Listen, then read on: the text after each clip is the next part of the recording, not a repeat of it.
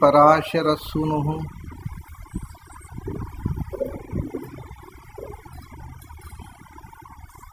ಸತ್ಯವತಿ ಹೃದಯ ನಂದನೋ ವ್ಯಾಸಃ ಯಸ್ಯ ಆಸ್ಯ ಕಮಲಗಲಿತಂ ವಾಂಗ್ಮಯಮೃತಂ ಜಗತ್ಪಿಬತಿ ಭುಜಗ ಭೋಗಾಭಮುದ್ಯಮ್ಯ ಹೃದಯಂ ನಿಜಭುಜಂ ದಕ್ಷಿಣಂ ಲಕ್ಷಣಾಢ್ಯಂ ಲಲಿತಮುದ್ರಿಕ್ತ ವಿಜ್ಞಾನಮುದ್ರಂ ಭಜ ಭಜ ಅನಂತಮಿತ್ಯಾಲಪಂತಂ ಪ್ರಣತವಾನ್ ಪ್ರಾಣಿನಾಂ ಪ್ರಾಣಭೂತಂ ಪ್ರಣತಿಭಿಃ ಪ್ರೀಣಯೇ ಪೂರ್ಣಬೋಧಂ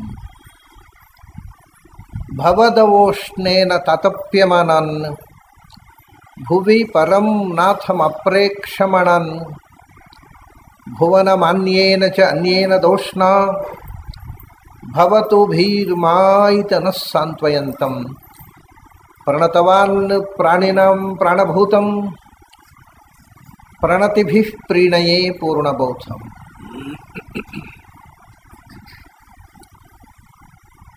ನನ್ನ ಅಧ್ಯಾತ್ಮ ಬಂಧುಗಳೇ, ಇನ್ನು ಒಂದು 3 ದಿನಗಳ ಕಾಲ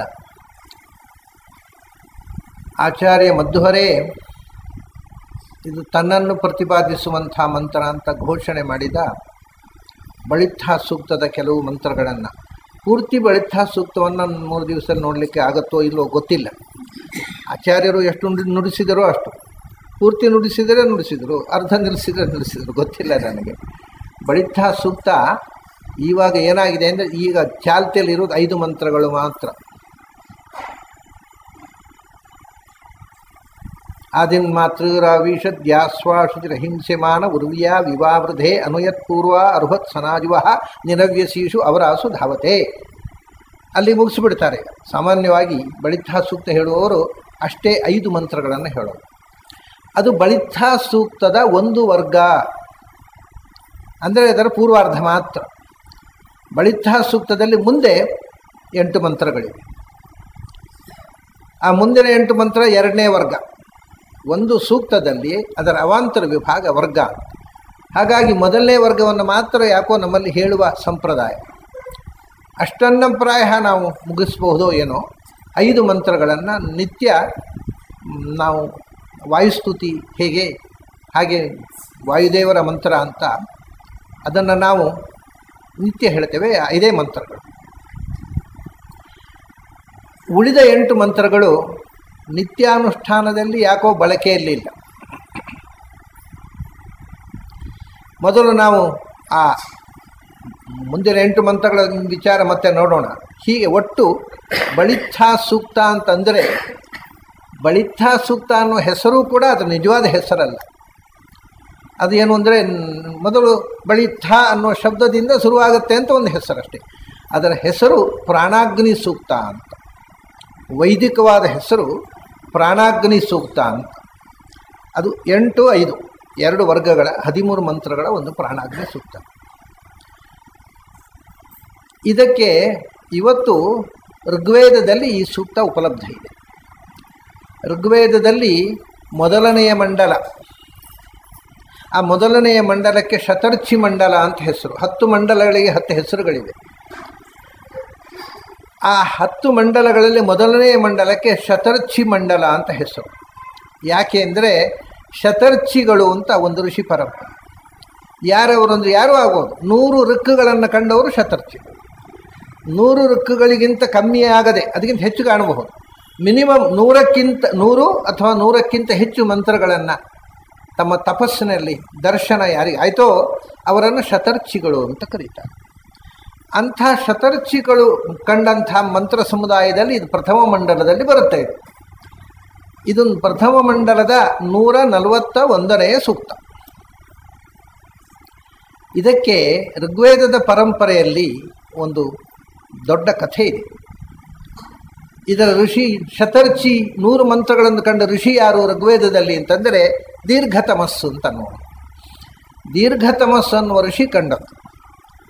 ದೀರ್ಘತಮಸ್ಸು ಅಂತ ಅವನಿಗೆ ಹೆಸರು ಯಾಕೆ ಬಂತು, ಅವನು ಯಾಕೆ ಈ ಮಂತ್ರವನ್ನು ಕಂಡ ಅನ್ನುವುದಕ್ಕೆ ಋಗ್ವೇದದ ವೈದಿಕ ಪರಂಪರೆಯಲ್ಲಿ ಒಂದು ಕಥೆ ಇದೆ. ಅದು ಬೃಹತ್ ದೇವತಾ ಅಂತ ಗ್ರಂಥದಲ್ಲಿ ಈ ಕಥೆಯನ್ನು ವಿವರಿಸಿದ್ದಾರೆ. ಸ್ವಲ್ಪ ಗೊಂದಲದ ಕಥೆ, ಆದರೂ ಆ ಕಥೆ ಏನು ಅನ್ನೋದನ್ನು ಮೊದಲು ನೋಡೋಣ. ಬೃಹಸ್ಪತಿ ಮತ್ತು ಉಚಥ್ಯ ಇವರಿಬ್ಬರು ಅಣ್ಣ ತಮ್ಮಂದಿರು. ಬೃಹಸ್ಪತಿ ದೇವಗುರು ಬೃಹಸ್ಪತ್ಯಾಚಾರ್ಯರು ಮತ್ತು ಉಚಥ್ಯ ದೇವಗುರುವಿಗಿಂತ ಯೋಗ್ಯತೆಯಲ್ಲಿ ಸಣ್ಣವ, ಕೆಳಗಿನ ಕಕ್ಷೆಯಲ್ಲಿದ್ದಾನೆ. ಆದರೆ ಜನನ ಕ್ರಮದಲ್ಲಿ ಅಣ್ಣ. ಉಚಥ್ಯ ಅಣ್ಣ, ದೇವಗುರು ಬೃಹಸ್ಪತ್ಯಾಚಾರ್ಯರು ತಮ್ಮ. ಇವರಿಬ್ಬರೂ ಅಂಗಿರಸ್ ಸಪ್ತರ್ಷಿಗಳಲ್ಲಿ ಮರೀಚಿ ಅತ್ರಿ ಅಂಗಿರಸೌ ಪುಲಸ್ಯ ಪುಲಹ ಕ್ರತು ವಸಿಷ್ಠಶ್ಚ ಭೃಗುರ್ ದಕ್ಷ ಅಂತ ಹೇಳ್ತಾರೆ. ಈ ಸಪ್ತರ್ಷಿಗಳಲ್ಲಿ ಒಬ್ಬ ಅಂಗಿರಸ್ಸಿನ ಮಕ್ಕಳಿವರು, ಆಂಗಿರಸರು ಅಂತ ಹೇಳ್ತಾರೆ. ಅಂಗಿರಸ್ಸಿನ ಮಕ್ಕಳು ಉಚಥ್ಯ ಮೊದಲನೇ ಮಗ, ಅದರ ನಂತರ ಬೃಹಸ್ಪತಿ. ಅಂಗಿರಸ್ ಅನ್ನೋ ಋಷಿಗೆ ಸ್ವಯಂಭೂ ಮನುವಿನ ಮಗಳು ದೇವಹೂತಿಯಲ್ಲಿ 9 ಜನ ಹುಡುಗಿಯರು ಹುಟ್ಟುತ್ತಾರೆ. ಆ 9 ಜನ ಹುಡುಗಿಯರು 9 ಜನ ಋಷಿಗಳಿಗೆ ಮದುವೆ ಮಾಡಿಕೊಡ್ತಾರೆ. ಅದೇ ಮರೀಚಿ, ಅತ್ರಿ, ಅಂಗಿರಸ್, ಪುಲಸ್ತ್ಯ, ಬೃಹ, ಕ್ರತು, ಭೃಗು, ವಸಿಷ್ಠ, ಅಥರ್ವ ಅಂತ. ಈ 9 ಜನ ಋಷಿಗಳಿಗೆ 9 ಜನ ಕಪಿಲ ದೇವ ಭಗವಂತ ಕಪಿಲನ ಅಕ್ಕಂದಿರಿವರು. ಸ್ವಯಂಭವ ಮನುವಿನ ಮಗಳು ದೇವಹೂತಿಯಲ್ಲಿ ಹುಟ್ಟಿದವರು, ಕರ್ದಮ ಪ್ರಜಾಪತಿಯ ಮಕ್ಕಳು. ಆ 9 ಜನ 9 ಋಷಿಗಳಿಗೆ, ಅದರಲ್ಲಿ ಅಂಗಿರಸ್ಸಿನ ಹೆಂಡತಿ ಹೆಸರು ಶ್ರದ್ಧಾ ಅಂತ. ಅಂಗಿರಸ್ ಅವನ ಹೆಂಡತಿ ಶ್ರದ್ಧೆ. ಇವರ ದಾಂಪತ್ಯದ ಫಲವಾಗಿ ಹುಡುಗಿಯರು ಇದ್ದಾರೆ. ನಮಗೆ ಅವರದ್ದು ವಿವರ ಈಗ ಬೇಡ. ಈ ಕಥೆಗೆ ಸಂಬಂಧಪಟ್ಟು ಅವರು ಹುಣ್ಣಿಮೆ ಅಮಾವಾಸ್ಯೆಗಳನ್ನು ನಿಯಂತ್ರಿಸ್ತಕ್ಕಂಥ ದೇವತೆಗಳು. ಸಿನಿ, ಕುಹು ಇವರೆಲ್ಲ ಅವರ ಮಕ್ಕಳು, ಹೆಣ್ಮಕ್ಕಳು, ದೇವತೆಯರು. ಅವ್ರದ್ದು ನಮಗೆ ಈ ಕಥೆಗೆ ಸಂಬಂಧ ಇಲ್ಲ. 2 ಗಂಡು ಮಕ್ಕಳು. ಅಂಗಿರಸ್ಸನಿಗೆ ದೊಡ್ಡವ ಉಚಥ್ಯ, ಎರಡನೆಯವ ಬೃಹಸ್ಪತಿ. ಉಚಥ್ಯನ ಹೆಂಡತಿ ಮಮತಾ ಅಂತ ಅವಳ ಹೆಸರು. ಬೃಹಸ್ಪತ್ಯಾಚಾರ್ಯ ಹೆಂಡತಿ ತಾರಾ, ನಿಮ್ಗೆ ಗೊತ್ತಿದೆ. ಇದಿಷ್ಟು ಈ ಮಂತ್ರಕ್ಕೆ ಪೂರ್ವಭಾವಿಯಾಗಿ ನಿಮ್ಗೆ ಗೊತ್ತಿರಬೇಕಾದ ಋಷಿ ಪರಂಪರೆ. ಬೃಹಸ್ಪತ್ಯಾಚಾರ್ಯರು, ಉಚಥ್ಯ ಅಣ್ಣ ತಮ್ಮಂದಿರು. ಅಣ್ಣನ ಹೆಂಡತಿ ಬೃಹಸ್ಪತ್ಯಾಚಾರ್ಯ ಅತ್ತಿಗೆ ಮಮತಾ ಮತ್ತು ಬೃಹಸ್ಪತ್ಯಾಚಾರ್ಯ ಹೆಂಡತಿ ತಾರೆ. ಇದು ಬೃಹಸ್ಪತ್ಯಾಚಾರ್ಯ ಹೆಂಡತಿ ತಾರೆ ಅಂತಕ್ಕಂಥ ವಿಷಯ ಸಾಮಾನ್ಯವಾಗಿ ಜನಜನಿತವಾಗಿ ಎಲ್ರಿಗೂ ಗೊತ್ತಿರುತ್ತೆ. ಆದರೆ ಬೃಹಸ್ಪತ್ಯಾಚಾರ್ಯ ಅಣ್ಣನ ಹೆಸರು ಹೆಚ್ಚಿನ ಜನಕ್ಕೆ ಗೊತ್ತಿರೋದಿಲ್ಲ. ಯಾಕೆಂದರೆ ಪುರಾಣದಲ್ಲಿ ಅಥವಾ ಯಾವುದೇ ಕಥೆಗಳಲ್ಲಿ ಬರೋಲ್ಲ. ಅವರ ಹೆಂಡತಿಯ ಹೆಸರಂತೂ ವೇದದಲ್ಲಿ ಬಿಟ್ಟರೆ ನಿಮಗೆ ಪುರಾಣದಲ್ಲಿ ಎಲ್ಲೂ ಸಿಗೋಲ್ಲ. ವೈದಿಕ ಸಾಹಿತ್ಯದಲ್ಲಿ, ವೇದದಲ್ಲಿ ಎಲ್ಲ.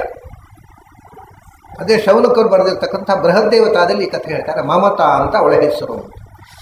ಏನಾಯಿತು, ಹಿಂದೆ ಒಂದು ಸಂಪ್ರದಾಯ ಇತ್ತು. ಪ್ರಾಯ ಅದು ಒಂದು ವಿಚಿತ್ರವಾದ ಸಂಪ್ರದಾಯ ಇತ್ತು. ಏನು ಅಂದರೆ, ಅಣ್ಣನಿಂದ ಅತ್ತಿಗೆಗೆ ಸಂತಾನ ಆಗದೇ ಇದ್ದರೆ ಅತ್ತಿಗೆ ತಮ್ಮನಿಂದ ಸಂತಾನ ಪಡೆಯಬಹುದು ಅಂತ. ಯಾಕೆಂದರೆ ಆ ಕಾಲದಲ್ಲಿ ಸಂತಾನ ತಾಯಿ ಆಗುವುದು ಮುಖ್ಯ. ನಿಯೋಗ ಪದ್ಧತಿ ಅಂತ ಇತ್ತು ನೋಡಿ. ಇವಾಗ ಆ ಸಂಪ್ರದಾಯ ಆಚರಣೆ ಇರಲಿಲ್ಲ ಸಮಾಜದಲ್ಲಿ. ಹಿಂದೆ ಇತ್ತು. ಪಾಂಡವರ ಕಾಲದಲ್ಲೂ ನಿಯೋಗ ಪದ್ಧತಿಯಿಂದಲೇ ಹುಟ್ಟಿದವರು ಪಾಂಡವರು.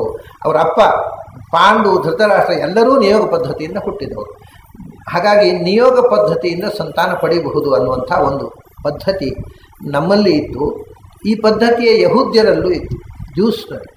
ಅವರಲ್ಲಿ ಈಗಲೂ ಪ್ರಾಯ ಉಂಟು ಅಂತ ಕಾಣುತ್ತೆ. ಅಣ್ಣ ಸಂತಾನ ಇಲ್ಲದೆ ಅಣ್ಣ ತೀರಿಕೊಂಡರೆ ಅತ್ತಿಗೆಯನ್ನು ಮೈದುನ ಮದುವೆ ಮಾಡ್ಕೋಬೇಕು ಅನ್ನುವ ನಿಯಮ ಅಲ್ಲಿ ಇದೆ. ಇದು ಒಂದು ಕಾಲದಲ್ಲಿ, ಅದಕ್ಕೆ ನಿಮಗೆ ಜ್ಞಾಪಕ ಏನು ಗೊತ್ತುಂಟ? ಮೈದು ನನಗೆ ಹೆಸರು ಏನು ಹೇಳಿ? ದೇವರ ಅಂತ. ಹಿಂದಿಯಲ್ಲೂ ದೇವರಂತ, ಕೊಂಕಣಿಯಲ್ಲೂ ದೇವರಂತ, ಸಂಸ್ಕೃತದಲ್ಲೂ ದೇವರ ಅಂತ. ದೇವರ ಅಂದರೆ ಗೊತ್ತುಂಟ? ದ್ವಿತೀಯ ವರ ಅಂತ. ಗಂಡ ಅಲ್ಲದ ಇದ್ದಾಗ, ಗಂಡನಿಂದ ಸಂತಾನ ಆಗದೇ ಇದ್ದಾಗ ಎರಡನೇ ಗಂಡ ಅಂತ. ದೇವರ ಅಂದರೆ ದ್ವಿತೀಯ ವರ ಅಂತ. ಹಾಗಾಗಿ ಆ ಹೆಸರೇ ಹೇಳುತ್ತೆ ನಮ್ಮ ಆ ಹಿಂದಿನ ಆಚರಣೆ ಇತ್ತು. ಪ್ರಾಯ ಇಲ್ಲಿ ಏನಾಗಿದೆ, ಮಮತಾಳಿಗೆ ಮಕ್ಕಳಾಗಲಿಲ್ಲ, ಉಚಥ್ಯನಿಂದ ಮಕ್ಕಳಾಗಲಿಲ್ಲ. ಆ ಕಾರಣವೇ ಇರಬಹುದು. ಯಾಕೆ ಅಂತ ಹೇಳೋದಿಲ್ಲ. ಬೃಹಸ್ಪತ್ಯಾಚಾರ್ಯರು ತನ್ನ ಅಣ್ಣನ ಹೆಂಡತಿ ಮಮತಾಳಲ್ಲಿ ಸಂತಾನ ಕೊಡುವುದಕ್ಕೆ ಪ್ರಯತ್ನ ಪಟ್ಟರು. ಮಮತಾ ಮತ್ತು ಬೃಹಸ್ಪತ್ಯಾಚಾರ್ಯರು ಇಬ್ಬರು ಒಪ್ಪಿಕೊಂಡ್ರು ಅದನ್ನು. ಯಾಕಂದ್ರೆ ಸಂತಾನ ಅನ್ನೋದು ಮುಖ್ಯ. ಒಂದು ಹೆಣ್ಣು ಸಮಾಜಕ್ಕೆ ಕನಿಷ್ಠ ಒಂದು ಮಗುವನ್ನು ಕೊಡಬೇಕು, ತಾಯಿ ಆಗೋದಕ್ಕಿಂತ ದೊಡ್ಡ ಭಾಗ್ಯ ಇಲ್ಲ ಅನ್ನೋ ಒಂದು ದೊಡ್ಡ ಕಲ್ಪನೆ ಇದ್ದ ಪರಂಪರೆ. ಆದರೆ ಒಂದು ತಮಾಷೆ ಏನು ಅಂದರೆ, ಅವಳಿಗೇ ಗೊತ್ತಿಲ್ಲ ಅವಳು ಗರ್ಭಿಣಿಯಾಗಿತ್ತು. ಒಳಗಿಂದ ಜೀವ ಪ್ರವೇಶ ಆಗಿತ್ತು, ಇನ್ನೂ ಗೊತ್ತಿಲ್ಲ. ಅಂದರೆ ಎಳಸು ಪ್ರಾರಂಭದಲ್ಲಿ ಗೊತ್ತಾಗಲ್ಲ. ಹಾಗೆ ಏನು ಒಂದು ತಿಂಗಳು ಆಗಿಲ್ಲ ಅಂತ ಕಾಣುತ್ತೆ. ಒಳಗಿನಿಂದ ಆಕೆ ತನ್ನ ಗಂಡನಿಂದ ಗರ್ಭಿಣಿ ಆಗಿದ್ಲು, ಅದು ಅವಳಿಗೂ ಗೊತ್ತಿರಲಿಲ್ಲ ಪ್ರಾಯ. ಉಚಥ್ಯರು ನಿಂದ ಗರ್ಭ ಬರಲಿಲ್ಲ ಅಂತ ಬೃಹಸ್ಪತ್ಯಾಚಾರ್ಯರು ಗರ್ಭಾಧಾನ ಮಾಡಿ ಅತ್ತಿಗೆಗೆ ಒಂದು ಸಂತಾನ ಕೊಡಬೇಕು ಅಂತ ತೀರ್ಮಾನ ಮಾಡಿದರು. ಇದು ವಿಚಿತ್ರ ಏನು ಅಂದರೆ, ಒಬ್ಬ ದೊಡ್ಡ ಋಷಿ ಗರ್ಭದಲ್ಲಿ ಹೋಗಿ ಕೂತ್ಬಿಟ್ಟಿದ್ದ. ಆ ಋಷಿ ಯಾವಾಗ ಬೃಹಸ್ಪತ್ಯಾಚಾರ್ಯರು ತನ್ನ ತಾಯಿಯ ಸಮಾಗಮ ಮಾಡ್ತಾರೆ ಅಂತ ಗೊತ್ತಾದಾಗ ಗರ್ಭದಲ್ಲಿ ಇದ್ದಂಥ ಋಷಿ ಹೇಳಿದಂತೆ, ನಾನಿದ್ದೀನಪ್ಪ ಒಳಗೆ, ಮತ್ತೆ ನೀನು ಇನ್ನೊಂದು ಅವಾಂತರ ಮಾಡಬೇಡ ಅಂತ. ಇವರಿಗೆ ಒಂಥರ ಡಿಸಪಾಯಿಂಟ್ಮೆಂಟ್ ಅಂತ, ನಿರಾಶೆ. ಅಂದರೆ ಒಂದು ಸಮಾಗಮದ ಕ್ಷಣದಲ್ಲಿ ವಿಘ್ನ ಬಂತು, ಸಿಟ್ಟು ಬಂದು ಹೋಯ್ತಂತೆ ಬೃಹಸ್ಪತ್ಯಾಚಾರ್ಯರಿಗೆ. ನೀನು ಮತ್ತೆ ಸೇರಿಕೊಂಡಿದ್ದೀಯ ಒಳಗೆ, ನೀನು ಕುರುಡನಾಗಿ ಹುಟ್ಟು ಅಂತ ಶಾಪ ಕೊಟ್ಟು. ನೀನು ಹುಟ್ಟು ಕುರುಡನಾಗಿ ಹುಟ್ಟು, ಜನ್ಮತಃ ತಮಸ ಅಂಧಃ, ನೀನು ಕುರುಡನಾದವನು. ಹಾಗಾಗಿ ಅವನು ಹುಟ್ಟುವಾಗಲೇ ಕುರುಡನಾಗಿ ಹುಟ್ಟಿದ. ಆದರೆ ದೇವರನ್ನು ಕುರಿತು ಪ್ರಾರ್ಥನೆ ಮಾಡಿದ. ಜ್ಞಾನಿ, ಅವನು ಮಹಾಜ್ಞಾನಿ. ನನಗೆ ಕಣ್ಣು ಕೊಡು ದೇವರೇ. ದೀರ್ಘತಮಸ್ಸು ಅವನು ನಿಜವಾಗಿ. ಆದರೆ ಅವನ ಹೆಸರು ಹುಟ್ಟಿದಾಗ ಕುರುಡ ಅಂದರೆ ಹುಟ್ಟು ಕುರುಡ, ಹುಟ್ಟಿದಿಂದ ಸಾಯೋ ತನಕ ಧೃತರಾಷ್ಟ್ರನ ಥರ ದೀರ್ಘತಮಸ್ಸು ಅಂತ ಹೆಸರಿಟ್ಟು ಬಿಟ್ರು ಅವನಿಗೆ. ಉದ್ದಕ್ಕೆ ಜೀವನದ ಉದ್ದಕ್ಕೂ ಕುರುಡ ಅಂತ. ಇವನು ದೇವರನ್ನು ಪ್ರಾರ್ಥನೆ ಮಾಡಿದ, ನನಗೆ ಕಣ್ಣು ಕೊಡು. ಅವನು ಪ್ರಾರ್ಥನೆ ಮಾಡಿದ್ದು ಬರೀ ಹೊರಗಿನ ಕಣ್ಣಲ್ಲ, ಒಳಗಿನ ಕಣ್ಣು ಕೊಡು ಅಂತ ಪ್ರಾರ್ಥನೆ ಮಾಡಿದ್ದು. ದೇವರು ಒಳಗಿನ ಕಣ್ಣು ಹೊರಗಿನ ಕಣ್ಣು ಎರಡೂ ಕೊಟ್ಟರು. ಆ ಕಣ್ಣು ಕೊಡುವಂತ ಪ್ರಾರ್ಥನೆ ಮಾಡಿದ ಸೂಕ್ತವೇ ಈ ಬಳಿಠ ಸೂಕ್ತ.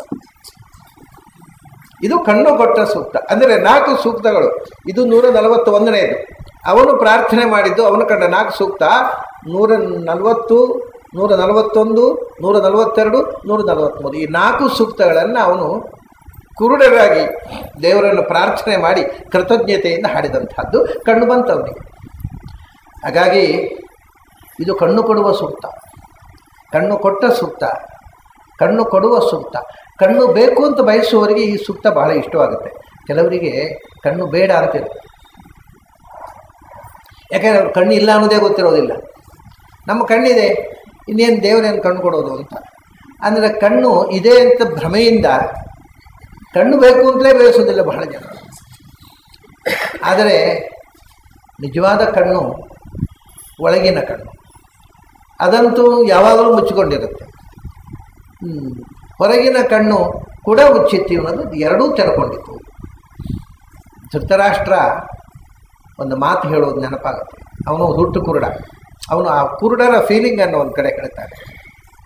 ಏನು ಅಂದರೆ, ಅವನು ಯಾವತ್ತೂ ತನಗೆ ಕಣ್ಣಿಲ್ಲ ಅಂತ ದುಃಖ ಆಗಿರಲಿಲ್ಲ. ಯಾಕೆಂದರೆ ಈ ತಾಪತ್ರಯ, ಈ ಅವ್ಯವಸ್ಥೆಗಳನ್ನು ನೋಡದೇ ಇದ್ದದ್ದೇ ಒಳ್ಳೆಯದು. ಸಾಂಸಾರಿಕವಾದ ಅವ್ಯವಸ್ಥೆಯನ್ನು ನೋಡದೆ ಬದುಕೋದೇ ಒಳ್ಳೆಯದು. ಇದು ಕಣ್ಣು ಬೇಕಿಲ್ಲ ಅಂತ. ವೇದವ್ಯಾಸರು ಯುದ್ಧ ಪ್ರಾರಂಭ ಆಗುವಾಗ ನಿನ್ನ ಮಕ್ಕಳ ಹೋರಾಟವನ್ನು ನೀನೇ ನೋಡ್ತೀಯ, ಆದರೆ ಕಣ್ಣು ಕೊಡ್ತೇನೆ ಎಂದರು. ನನ್ನ ಕಣ್ಣು ಬೇಡ.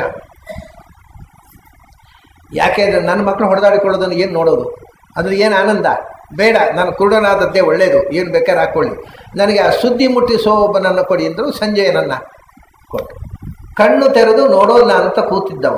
ಆದರೆ ಒಂದು ಸರ್ತಿ ಅವನಿಗೆ ಪಶ್ಚಾತ್ತಾಪ ಆಗಲ್ಲ. ಅವನು ಹೇಳ್ತಾನೆ, ಚಕ್ಷುಷ್ಮತಾಂ ವೈ ಸ್ಪೃಹಯಾಮಿ ಸಂಜಯ. ಕಣ್ಣಿದ್ದವರ ಬಗೆಗೆ ನನಗೆ ಹೊಟ್ಟೆಗೆ ಇಚ್ಛಾಗತ್ತೆ ಅಂತಾರೆ. ಯಾವಾಗ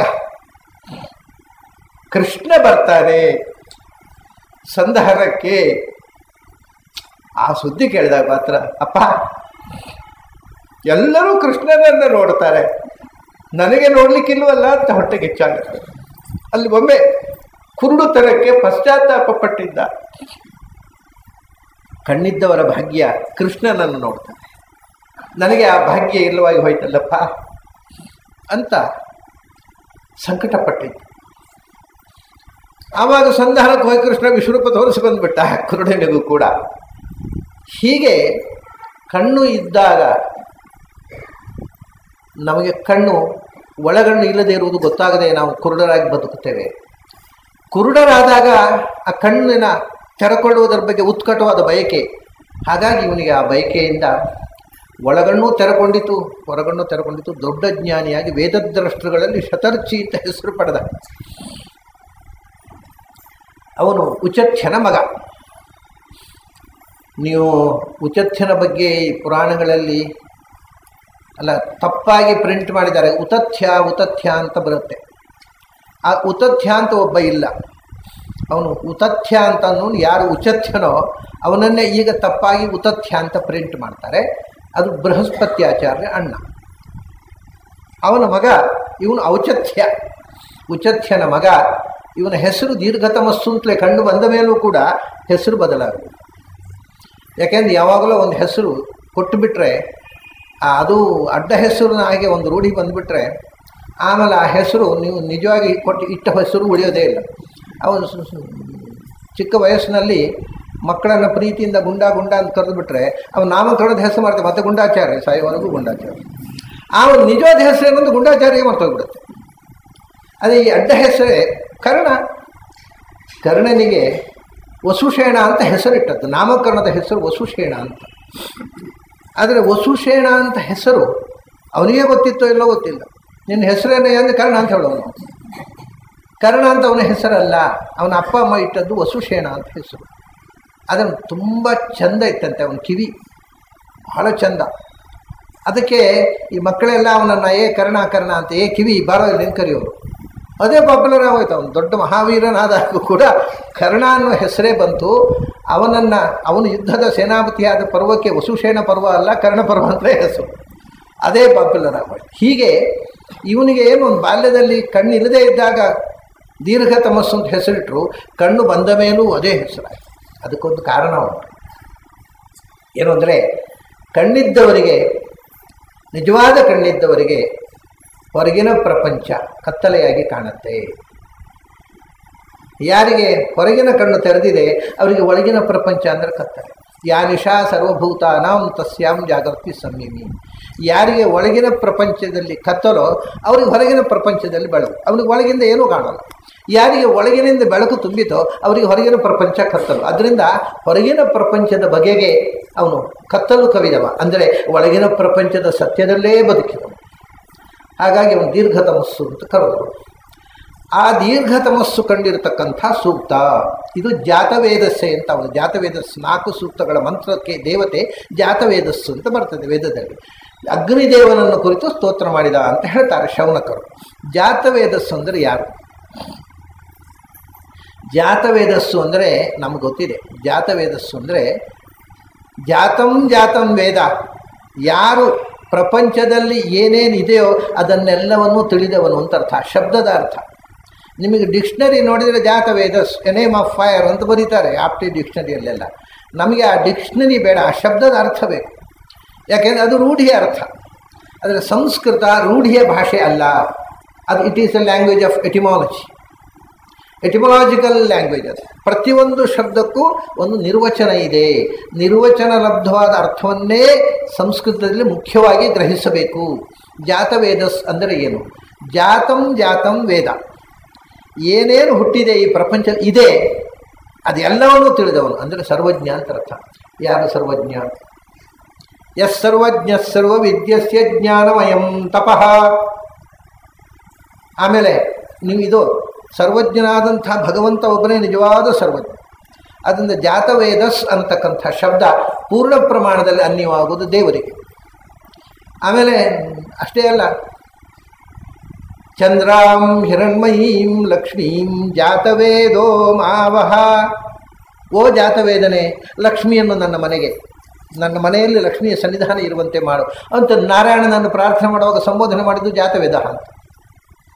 ಶ್ರೀ ಸೂಕ್ತದಲ್ಲಿ ನಾರಾಯಣನನ್ನು ಜಾತವೇದಸ್ಸು ಸಂಬೋಧನೆ ಮಾಡಿದ್ದಾರೆ. ಹಾಗಾಗಿ ವೇದ ಕಾಲದ ವಿದ್ವಾಂಸರಿಗೆ ಗೊತ್ತಿತ್ತು ಜಾತವೇದಸ್ಸು ಅಂದರೆ ನಾರಾಯಣ ಅಂತ. ಆಮೇಲೆ ಎಲ್ಲ ಈ ಮರೆತು ಹೋಯಿತು ಜನರಿಗೆ, ರೂಢಿಯ ಅರ್ಥವನ್ನು ಮಾತ್ರ ತಿಳ್ಕೊಂಡ್ರು, ಆ ಮೂಲಾರ್ಥವನ್ನು ಮರೆತು ಬಿಟ್ಟರು. ಆವಾಗ ಜಾತವೇದಸ್ಸು ಅಂದರೆ ನಾರಾಯಣ ಜಾತವೇದಸ್ಸು. ಆಮೇಲೆ ಯಾರು ನಾರಾಯಣನ ಬಿಟ್ಟರೆ ಜೀವಕೋಟಿಯಲ್ಲಿ ಜಾತವೇದಸ್ಸು ಯಾರು? ಎಲ್ಲವನ್ನೂ ತಿಳಿದವರು, ಎಲ್ಲಕ್ಕಿಂತ ವೇದವನ್ನು ತಿಳಿದವರು ಯಾರು? ಇತಿ ಸರ್ವಜ್ಞ ಮುನಿನ ಸರ್ವಜ್ಞಾಚಾರ್ಯರು. ಜಾತವೇದಸ್ಸು ಅಂತ ಸರ್ವಜ್ಞ ಅಂತ ಅರ್ಥ ಆಚಾರ್ಯರಿಂದ. ಅದರಿಂದ ಜಾತವೇದಸ್ಸು ಅನ್ನೋದು ಮೊದಲು ನಾರಾಯಣನನ್ನು ಹೇಳುತ್ತೆ, ಎರಡನೇ ವಾಯುದೇವರನ್ನು ಹೇಳುತ್ತೆ. ಎಲ್ಲವನ್ನು ಬಲ್ಲವ ನಾರಾಯಣ. ನಾರಾಯಣನನ್ನು ಬಿಟ್ಟರೆ ಜೀವಕೋಟಿಯಲ್ಲಿ ಎಲ್ಲವನ್ನು ಬಲ್ಲವರು ಸರ್ವಜ್ಞರು ವಾಯುದೇವರು. ಅದರಿಂದ ಜಾತವೇದಸ್ಸು ಅಂದರೆ ವಾಯು. ಅದರ ನಂತರ ಅಗ್ನಿ. ಯಾಕೆಂದರೆ ಅವನಿಗೆ ಯಾಕೆ ಅಷ್ಟು ಮಹತ್ವ ಬಂತು? ಅಗ್ನಿಗೆ ಜಾತವೇದಸ್ಸು ಅಂತ ಯಾಕೆ ಹೆಸರು ಬಂತು ಅಂದರೆ, ನಮಗೆ ಭಗವಂತನ ಆರಾಧನೆಗೆ ಭೂಸ್ಥಾನದಲ್ಲಿ ದೊಡ್ಡ ಪ್ರತೀಕ ಅವನು. ಅಗ್ನಿ ಪ್ರತೀಕದಲ್ಲಿ ಅಲ್ವ ಭಗವಂತನ ಆರಾಧನೆ. ನಾವು ಏನು ದೇವತೆಗಳಿಗೆ ಆಹುತಿ ಕೊಡಬೇಕಾಗಿದ್ದರೂ ಅಗ್ನಿ ಪ್ರತೀಕದಲ್ಲೇ ಕೊಡಬೇಕು. ಭಗವಂತನಿಂದ ಹಿಡಿದು ಸಮಸ್ತ ದೇವತೆಗಳಿಗೆ ಅವನು ವಾಹಕ. ನಾವು ಕೊಟ್ಟದ್ದನ್ನು ಅವರಿಗೆ ತಲುಪಿಸುವವನು. ಅದು ಅವನಿಗೆ ವಹ್ನಿ ಅಂತ ಹೆಸರು. ವಹತಿ ವಾಹಯತಿ, ಕೊಟ್ಟದ್ದನ್ನು ದೇವತೆಗಳಿಗೆ ತಲುಪಿಸುವವನು. ಹಾಗಾಗಿ ಎಲ್ಲ ಏನು ಯಾವ ದೇವತೆಗಳಿಗೆ ಕೊಡಬೇಕಾದ್ರೆ ಅವನು ಮಾಧ್ಯಮ ಮತ್ತು ಭಗವಂತನ ಭೂಪ್ರತೀಕ. ಆದ್ದರಿಂದ ಅವನಿಗೆ ಬಹಳ ಎತ್ತರದ ಸ್ಥಾನ ಕೊಟ್ಟು ಯಜ್ಞಯಾಗಗಳಲ್ಲಿ ಅವನನ್ನು ಜಾತವೇದಸ್ಸು ಅಂತ ಕರ್ತಾರೆ. ಹೀಗೆ ಜಾತವೇದಸ್ಸು ಅಂದರೆ ಅಗ್ನಿ, ಜಾತವೇದಸ್ಸು ಅಂದರೆ ವಾಯುದೇವರು, ಜಾತವೇದಸ್ಸು ಅಂದರೆ ನಾರಾಯಣ. ಜಾತವೇದಸ್ಸು ಅಂದರೆ ಅಗ್ನಿ ಅಂತ ಪ್ರಸಿದ್ಧ. ವಾಯುದೇವರಿಗೆ ನೀವು ಷಟ್ಪ್ರಶ್ನೋಪನಿಷತ್ತು ತಗೊಂಡ್ರೆ ಅದರಲ್ಲಿ ಹೇಳ್ತಾರೆ, ಪ್ರಾಣಾಗ್ನಯ ಏವ ಏತತ್ ಪುರೇ ಜಾಗೃತಿ. ಈ ದೇಹದ ಒಳಗೆ ಇರತಕ್ಕಂಥ ಅಗ್ನಿ ಯಾವುದು ಅಂದರೆ ಪ್ರಾಣಾಗ್ನಿ. ಪಂಚಾಗ್ನಿ ಯಾವುದು? ಪ್ರಾಣಾಪಾನ ವ್ಯಾನೋದಾನ ಸಮಾನ, ಇವೇ ಪಂಚಾಗ್ನಿಗಳು ನಮ್ಮ ದೇಹದೊಳಗೆ. ಆ ಅಗ್ನಿ ಒಳಗಿದ್ದರೆ ದೇಹದಲ್ಲಿ ಟೆಂಪರೇಚರ್ ಇರುತ್ತೆ. ಆ ಪ್ರಾಣಾಗ್ನಿ ಹೊರಟು ಹೋದರೆ ಇದು ಮೃತಶ್ಯ. ಅದರಿಂದ ಪಂಚಾಗ್ನಿಗಳ ಸ್ಥಾನದಲ್ಲಿ ಪಂಚಪ್ರಾಣರು ಪ್ರಾಣಾಗ್ನಿ ಅಂತ. ಹಾಗಾಗಿ ವಾಯುದೇವರಿಗೆ ವೇದ ಪ್ರಸಿದ್ಧವಾದ ಹೆಸರು. ನಾರಾಯಣನಿಗಂತೂ ಆಗಿ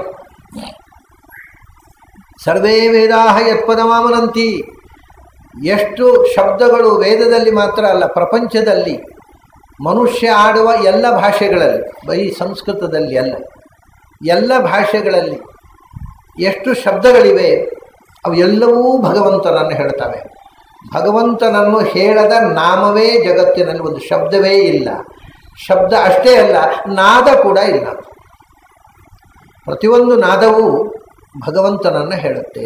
ಆದ್ದರಿಂದ ಸರ್ವೇ ಘೋಷಾ ಸರ್ವಾ ಋಚಃ ಸರ್ವೇ ವೇದಾ ಸರ್ವೇ ಘೋಷಾ. ಎಲ್ಲ ಋಕ್ಕುಗಳು ಅಷ್ಟೇ ಅಲ್ಲ, ಎಲ್ಲ ವೇದಗಳು ಅಷ್ಟೇ ಅಲ್ಲ, ಸರ್ವನಾದಗಳು, ಎಲ್ಲ ಭಾಷೆಯ ಎಲ್ಲ ಮಾತುಗಳು. ಮತ್ತು ಬರೇ ಭಾಷೆ ಅಷ್ಟೇ ಅಲ್ಲ, ನಾವೀಗ ಪ್ರಾಣಿಗಳಿಗೆ ಭಾಷೆ ಅಂತ ಹೇಳೋಲ್ಲ ನಾವು, ಅವುಗಳದ್ದು ನಾದ. ಪ್ರಕೃತಿಯಲ್ಲಿ ಹಕ್ಕಿಗಳದ್ದು ನಾದ, ಸಮುದ್ರದ ನಾದ, ಗಾಳಿಯ ನಾದ, ಈ ಪಶು ಪಕ್ಷಿಗಳದ್ದು ನಾದ. ಅದು ಭಾಷೆ ಅಂತ ಹೇಳೋದಿಲ್ಲ ಅದನ್ನು ನಾವು. ಅವುಗಳು ಕೂಡ ಭಗವಂತನನ್ನೇ ಹೇಳ್ತವೆ. ಆದ್ದರಿಂದ ಎಲ್ಲ ಶಬ್ದಗಳು ಭಗವಂತನ ಹೇಳ್ತವೆ ಅಂತನ್ನುವಂಥ ಒಂದು ಘೋಷಣೆಯಲ್ಲಿ ನೀವು ಆ ಶಬ್ದ ಭಗವಂತನ ಹೇಳುತ್ತಾ, ಈ ಶಬ್ದ ಹೇಳುತ್ತಾ, ಜಾತವೇದ ಎಲ್ಲ ಶಬ್ದವೂ ಭಗವದ್ವಾಚಕ. ಅದಕ್ಕೆ ಶಬ್ದ ಮಾತ್ರ ಅಲ್ಲ, ನಾದ ಕೂಡ. ಅದಕ್ಕೆ ಒಂದು ಬಹಳ ರೋಚಕವಾದ ದೃಷ್ಟಾಂತವನ್ನು ಆಚಾರ್ಯರು ನಮಗೆ, ನಮ್ಮ ಮನಸ್ಸಿಗೆ ನಾಟುವಂತೆ ಒಂದು ದೃಷ್ಟಾಂತ ಕೊಡ್ತಾರೆ ಆಚಾರ್ಯರು. ಅದು ಖಂಡಾರ್ಥ ನಿರ್ಣಯ ಅಥವಾ ಕರ್ಮ ನಿರ್ಣಯ ಅಂತ ಈಗ ಪ್ರಸಿದ್ಧವಾದ ಗ್ರಂಥದಲ್ಲಿ ಆಚಾರ್ಯರು ಒಂದು ಮಾತು ಬರೀತಾರೆ. ಆ ಮಾತು ಅದರಲ್ಲಿ ಅವರೇನು ಬಹಳ ಸ್ಪಷ್ಟವಾಗಿ ಏನು ಹೇಳೋಲ್ಲ, ಆದರೆ ಅದರಲ್ಲಿ ಧ್ವನಿತ್ವ ಒಂದು ಸಂಗತಿ ಇದೆ. ನಾದ ಭಗವಂತನನ್ನು ಹೇಳುತ್ತೆ ಹೇಗೆ ಅಂತ. ಮಾತು ಶಬ್ದ ಭಗವಂತನನ್ನು ಹೇಳುತ್ತೆ ಅನ್ನೋ ಒಪ್ಪೋಣ. ನಾದ ದೇವರನ್ನು ಹೇಳ್ತಂದು ಏನು? ನಾದ ದೇವರನ್ನು ಹೇಳದೇ ಇದ್ದರೆ ಸಾಮವೇದಕ್ಕೆ ಏನರ್ಥ? ಯಾಕೆಂದರೆ ಸಾಮವೇದದಲ್ಲಿರುವ ಮಂತ್ರ ಉಂಟಲ್ಲ, ಅದು ಋಗ್ವೇದದ್ದೇ. ಅದರಲ್ಲಿರ್ತಕ್ಕಂಥ ಛಂದೋಬದ್ಧವಾದ ಮಂತ್ರಗಳೆಲ್ಲ ಋಗ್ವೇದದ್ದೇ. ಆಮೇಲೆ ಕೆಲವು ಯಜುರ್ವೇದದ ಮಂತ್ರಗಳಿವೆ, ಗದ್ಯಗಳು. ಅಂತೂ ಅದರಲ್ಲಿ ಬರುವ ಯಾವ ಮಂತ್ರವು ಸಾಮವೇದದ ಮಂತ್ರ ಅಂತ ಒಂದಿಲ್ಲ. ಅದು 99.9 ಋಗ್ವೇದದ್ದು, ಎಲ್ಲೋ 0.1 ಯಜುರ್ವೇದದ ಮಂತ್ರ. ಮತ್ತು ಸಾಮವೇದದ್ದು ಏನು? ಸಾಮವೇದ ಅಂತ ನೀವು ಕರೀಯಾವುದನ್ನು? ಸಂಗೀತವನ್ನು. ಆ ಮಂತ್ರಕ್ಕೆ, ಋಗ್ವೇದದ ಮಂತ್ರಕ್ಕೆ ಸಂಗೀತ ಸೇರಿಸುವುದು ಮಾತ್ರ ಸಾಮವೇದ. ಸಾಮವೇದ ಅಂದರೆ ಬರೀ ಮ್ಯೂಸಿಕಲ್ ನೋಟ್ಸ್ ಅಷ್ಟೇ, ಸಾಹಿತ್ಯ ಸಾಮವೇದದ್ದಲ್ಲ. ಸಾಮವೇದಕ್ಕೆ ಪ್ರತ್ಯೇಕವಾದಂಥ ಮಂತ್ರಗಳಿಲ್ಲ. ಋಗ್ವೇದ ಮಂತ್ರಗಳಿಗೆ ರಾಗ ಸಂಯೋಜನೆ ಮಾಡಿದಾಗ ಸಾಮ ಅದು. ರುಚಿ ಅಧ್ಯೂಢಂ ಸಾಮ ಅಂತ ಅವ್ರು ಹೇಳ್ತಾರೆ. ಋಗ್ವೇದಕ್ಕೆ ಗಾನ ಸೇರಿದಾಗ ಸಾಮ ಆಯಿತು, ರುಚಿ ಅಧ್ಯೂಢಂ ಸಾಮ. ಹಾಗಾದರೆ ಸಾಮವೇದ ಭಗವಂತನ ಹೇಳುತ್ತೆ ಅಂದರೆ ಏನಂತ? ಸಂಗೀತ ಭಗವಂತನ ಹೇಳುತ್ತೆ ಅಂದರೆ ಮಂತ್ರ ಆಗಿ ಹೋಯ್ತು. ಮತ್ತು ನಾದವೇ ಭಗವಂತನನ್ನಲ್ಲ, ಎಲ್ಲ ವ್ಯವಹಾರದಲ್ಲೂ ಭಾಷೆಗೆ ಅರ್ಥ ಬರುವುದೇ ನಾದದ ಮೂಲಕ. ನಾದವನ್ನು ನೀವು ಸೇರಿಸದಿದ್ದರೆ ಒಂದು ವಾಕ್ಯಕ್ಕೆ ಅರ್ಥವೇ ಬರೋದಿಲ್ಲ. ಅದೇ ಆ ನಾದಕ್ಕೆ ವೇದದಲ್ಲಿ ಉದಾತ್ತ, ಅನುದಾತ್ತ, ಸ್ವರಿತ ಅಂತ ಅನ್ನೋದು ಅದು ನಾದದ ಪ್ರಭೇದ. ಸಾಮವೇದದಲ್ಲಿ ಅದು ಸಂಗೀತವೇ ಆಗ್ತದೆ. ಯಾಕೆಂದರೆ ಇದರಲ್ಲಿ ಬರೇ ಸಾಪಾಸ ಇದೆ ಋಗ್ವೇದ ಯಜುರ್ವೇದದಲ್ಲಿ. ಸಾಮವೇದದಲ್ಲಿ ಸಪ್ತಸ್ವರಗಳು ಇವೆ. ಸಪ್ತಸ್ವರಗಳಿಗೆ ಅಲ್ಲಿ ಸರಿಗಮ ಪಧನಿ ಅಂತ ಹೇಳೋದಿಲ್ಲ. ಒಂದು ಅದನ್ನು ಕೃಷ್ಟ, ಉತ್ಕೃಷ್ಟ, ಅತಿಕೃಷ್ಟ ಅಂತೆಲ್ಲ ಹೆಸರು ಹೇಳ್ತಾರೆ. ಆಗ ಅಂತೂ ಸಪ್ತಸ್ವರಗಳು ಸಾಮವೇದದಲ್ಲಿ ಇವೆ.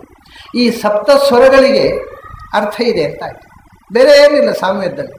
ಸಪ್ತಸ್ವರಗಳಿಗೆ ಒಂದು ವಿಶಿಷ್ಟವಾದ ಅರ್ಥ ಇದೆ. ನಾದಕ್ಕೆ ಅರ್ಥ ಇದೆಯಲ್ಲ. ಈಗ ನಾವು ಮಾತಾಡುವಾಗ ಸುಮ್ಮನೆ ಬರೀ ಶಬ್ದವನ್ನು ಉಚ್ಚರಿಸುವುದಲ್ಲ, ಅದಕ್ಕೊಂದು ನಾದ ತುಂಬುತ್ತೇವೆ. ನಿಮಗೆ ಊಟ ಆಯಿತಾ? ಇದು ಕ್ವೆಶ್ಚನ್ ಮಾರ್ಕ್ ಇದೆ ಇಲ್ಲಿ. ಏನಿದೆ ಮತ್ತು ಪುಸ್ತಕ ಊಟ ಆಯಿತಾ ಆದಮೇಲೆ ಒಂದು ಕ್ವೆಶ್ಚನ್ ಮಾರ್ಕ್ ಪ್ರಿಂಟ್ ಮಾಡ್ತೇವೆ. ಇಲ್ಲಿ ನಾವು ಮಾತಾಡುವಾಗ ನಿಮಗೆ ಊಟ ಆಯಿತಾ ಕ್ವೆಶ್ಚನ್ ಮಾರ್ಕ್ ಅಂತ ಹೇಳೋಲ್ಲ. ನಿಮ್ಗೆ ಊಟ ಆಯಿತಾ ಅಷ್ಟು ಹೇಳಿದ ಒಳ್ಳೆ ಅದು ಪ್ರಶ್ನೆ ಅಂತ. ಯಾಕೆ? ಆ ನಾದದಿಂದ. ನೀವು ಇನ್ನೂ ತಮಾಷೆ ಅಂದರೆ, ನೀವು ಕುಮಟಾದ ಕಡೆಗೆ ಹೋದರೆ ನಿಮ್ಗೆ ಊಟ ಆಯಿತು, ಊಟ ಆಯ್ತು ಅದನ್ನು ಪ್ರಿಂಟ್ ಮಾಡಿದ್ರೆ ಉತ್ತರ ಹೋದೆ ಊಟ ಆಯಿತು. ವ್ಯತ್ಯಾಸ ಏನು? ಊಟ ಆಯಿತು ಅನ್ನೋಲ್ಲಿ ಕ್ವೆಶ್ಚನ್ ಇದೆ, ಊಟ ಆಯಿತು ಅನ್ನೋದು ಫುಲ್ ಸ್ಟಾಪ್ ಇದೆ ಅಷ್ಟೇ. ಅಂದರೆ ನಾದದಿಂದ ಒಂದೇ ವಾಕ್ಯ ಪ್ರಶ್ನೆ ಆಗಬಹುದು, ಅದೇ ವಾಕ್ಯ ಅದೊಂದು ಆನ್ಸರು ಆಗಬಹುದು. ಹಾಗಾದರೆ ಒಂದು ಭಾಷೆಗೆ ಅರ್ಥ ಬರುವುದೇ ನಾದದಿಂದ. ಸಂಗೀತದಿಂದ ಭಾಷೆಯನ್ನು ಒಡೆದು ಸಂಗೀತದಿಂದ ಅರ್ಥ ಮಾಡುವ ಪ್ರಯತ್ನ ಸಾಮವೇದ. ಅದಕ್ಕೆ ಪ್ರಾಣದೇವರು ಸಾಮವೇದದ ಮುಖ್ಯ ಗಾಯಕರು ಅಂತ ಶಾಸ್ತ್ರಗಳು ಹೇಳ್ತಾರೆ. ಉಳಿದವರಿಗೆ ಆ ನಾದದ ಅರ್ಥ ಗೊತ್ತಿಲ್ಲ. ಈ ಉದಾಹರಣೆ ನೋಡಿ, ಅಗ್ನ ಆಯಾಹಿ ವೀತಯೇ ಗೃಣಾನೋ ಹವ್ಯದಾತಯೇ, ಇದು ಮಂತ್ರ, ಸಾಮವೇದದ್ದು ಮೊದಲನೇ ಮಂತ್ರ. ಇದು ಋಗ್ವೇದಲ್ಲೇ ಇದೆ. ಅವರು ಇದನ್ನು ಹಾಗೆ ಹೇಳೋಲ್ಲ. ಅಗ್ನೇ ಅಂತ ಶಬ್ದ ಅವರು ಓ ಜ್ಞಾಯಿ ಅಂತಾರೆ. ಅಲ್ಲಿ ಓ ಜ್ಞಾ ಈ ಜ್ಞೇ ಇದ್ದದನ ಜ್ಞಾ ಮತ್ತು ಈ ಅಂದರೆ ಅಕ್ಷರಗಳನ್ನು ಸ್ಪ್ಲಿಟ್ ಮಾಡಿ ನಾದವನ್ನು ತುಂಬಿ ಹೊಸ ಅರ್ಥವನ್ನು ತೆಗೆಯುವ ಪ್ರಯತ್ನ. ವೀತಯೇ ಅಂತಿದೆ, ಓ ಈ ತಾಯಿ ಅಂತಾರೆ. ವೀತೆ ಅನ್ನೋಲ್ಲ ಅವರು. ಇದೆಲ್ಲ ಅಕ್ಷರಗಳನ್ನು ಒಡೆದು ನಾದವನ್ನು ತುಂಬಿ ನಾದೋಪಾಸನೆ. ಆ ನಾದದ ದೇವತೆ ವರಾಹ. ಅದರಿಂದಲೇ ಓಂಕಾರದಲ್ಲಿ ಕೂಡ ಅಕಾರ, ಉಕಾರ, ಮಕಾರ ನಾಲ್ಕನೇದು ಮೂರು ಸೇರಿ ಆಗುವ ಒಂದು ನಾದ ಓಂ. ಇದು ನಾದ. ಈ ನಾದಕ್ಕೆ ವರಾಹ ದೇವತೆ. ಹೀಗೆ ನಾದದಲ್ಲಿ ಅರ್ಥ ಹುಡುಕುವ ಪ್ರಯತ್ನ ವೇದದಲ್ಲಿ ಬೆಳೆಯುತ್ತೆ. ಅದು ಲೋಕದಲ್ಲಿ ನಮ್ಮ ಅನುಭವಕ್ಕೆ ಬರುವಂತೆ ಆಚಾರ್ಯ ಒಂದು ದೃಷ್ಟಾಂತ ಕೊಟ್ಟರು. ಏನು ಅಂದರೆ, ನಾದಕ್ಕೆ ಅರ್ಥ ಉಂಟಯ್ಯ. ಎಲ್ಲಿ ಅರ್ಥ? ಸಂಗೀತ ಬಿಡಿ, ಸುಮ್ಮನೆ ಪ್ರಾಣಿಗಳು ಪಕ್ಷಿಗಳ ನಾದಕ್ಕೂ ಅರ್ಥ ಉಂಟು. ಹೇಗೆ ಅಂದರೆ, ನಿಮಗೊಂದು ಉದಾಹರಣೆ ಕೊಡ್ತೇನೆ. ಏನು? ಹಲ್ಲಿ ಲೊಚಗುಟ್ಟತ್ತಲ್ಲ, ಮನೆಯಲ್ಲಿ ಅಡುಗೆ ಕೋಣೆಯಲ್ಲಿ ಹಲ್ಲಿ ಲೊಚಗುಟ್ಟುತ್ತೆ. ಹಲ್ಲಿ ಲೊಚಗುಟ್ಟಿದಾಗ ಏನು ಹೇಳಿತದು? ಯಾರಿಗೆ ಗೊತ್ತು? ನಮಗೇನು ಗೊತ್ತು? ಹಲ್ಲಿಯ ಭಾಷೆ ನಮ್ಗೆ ಗೊತ್ತಿಲ್ಲ.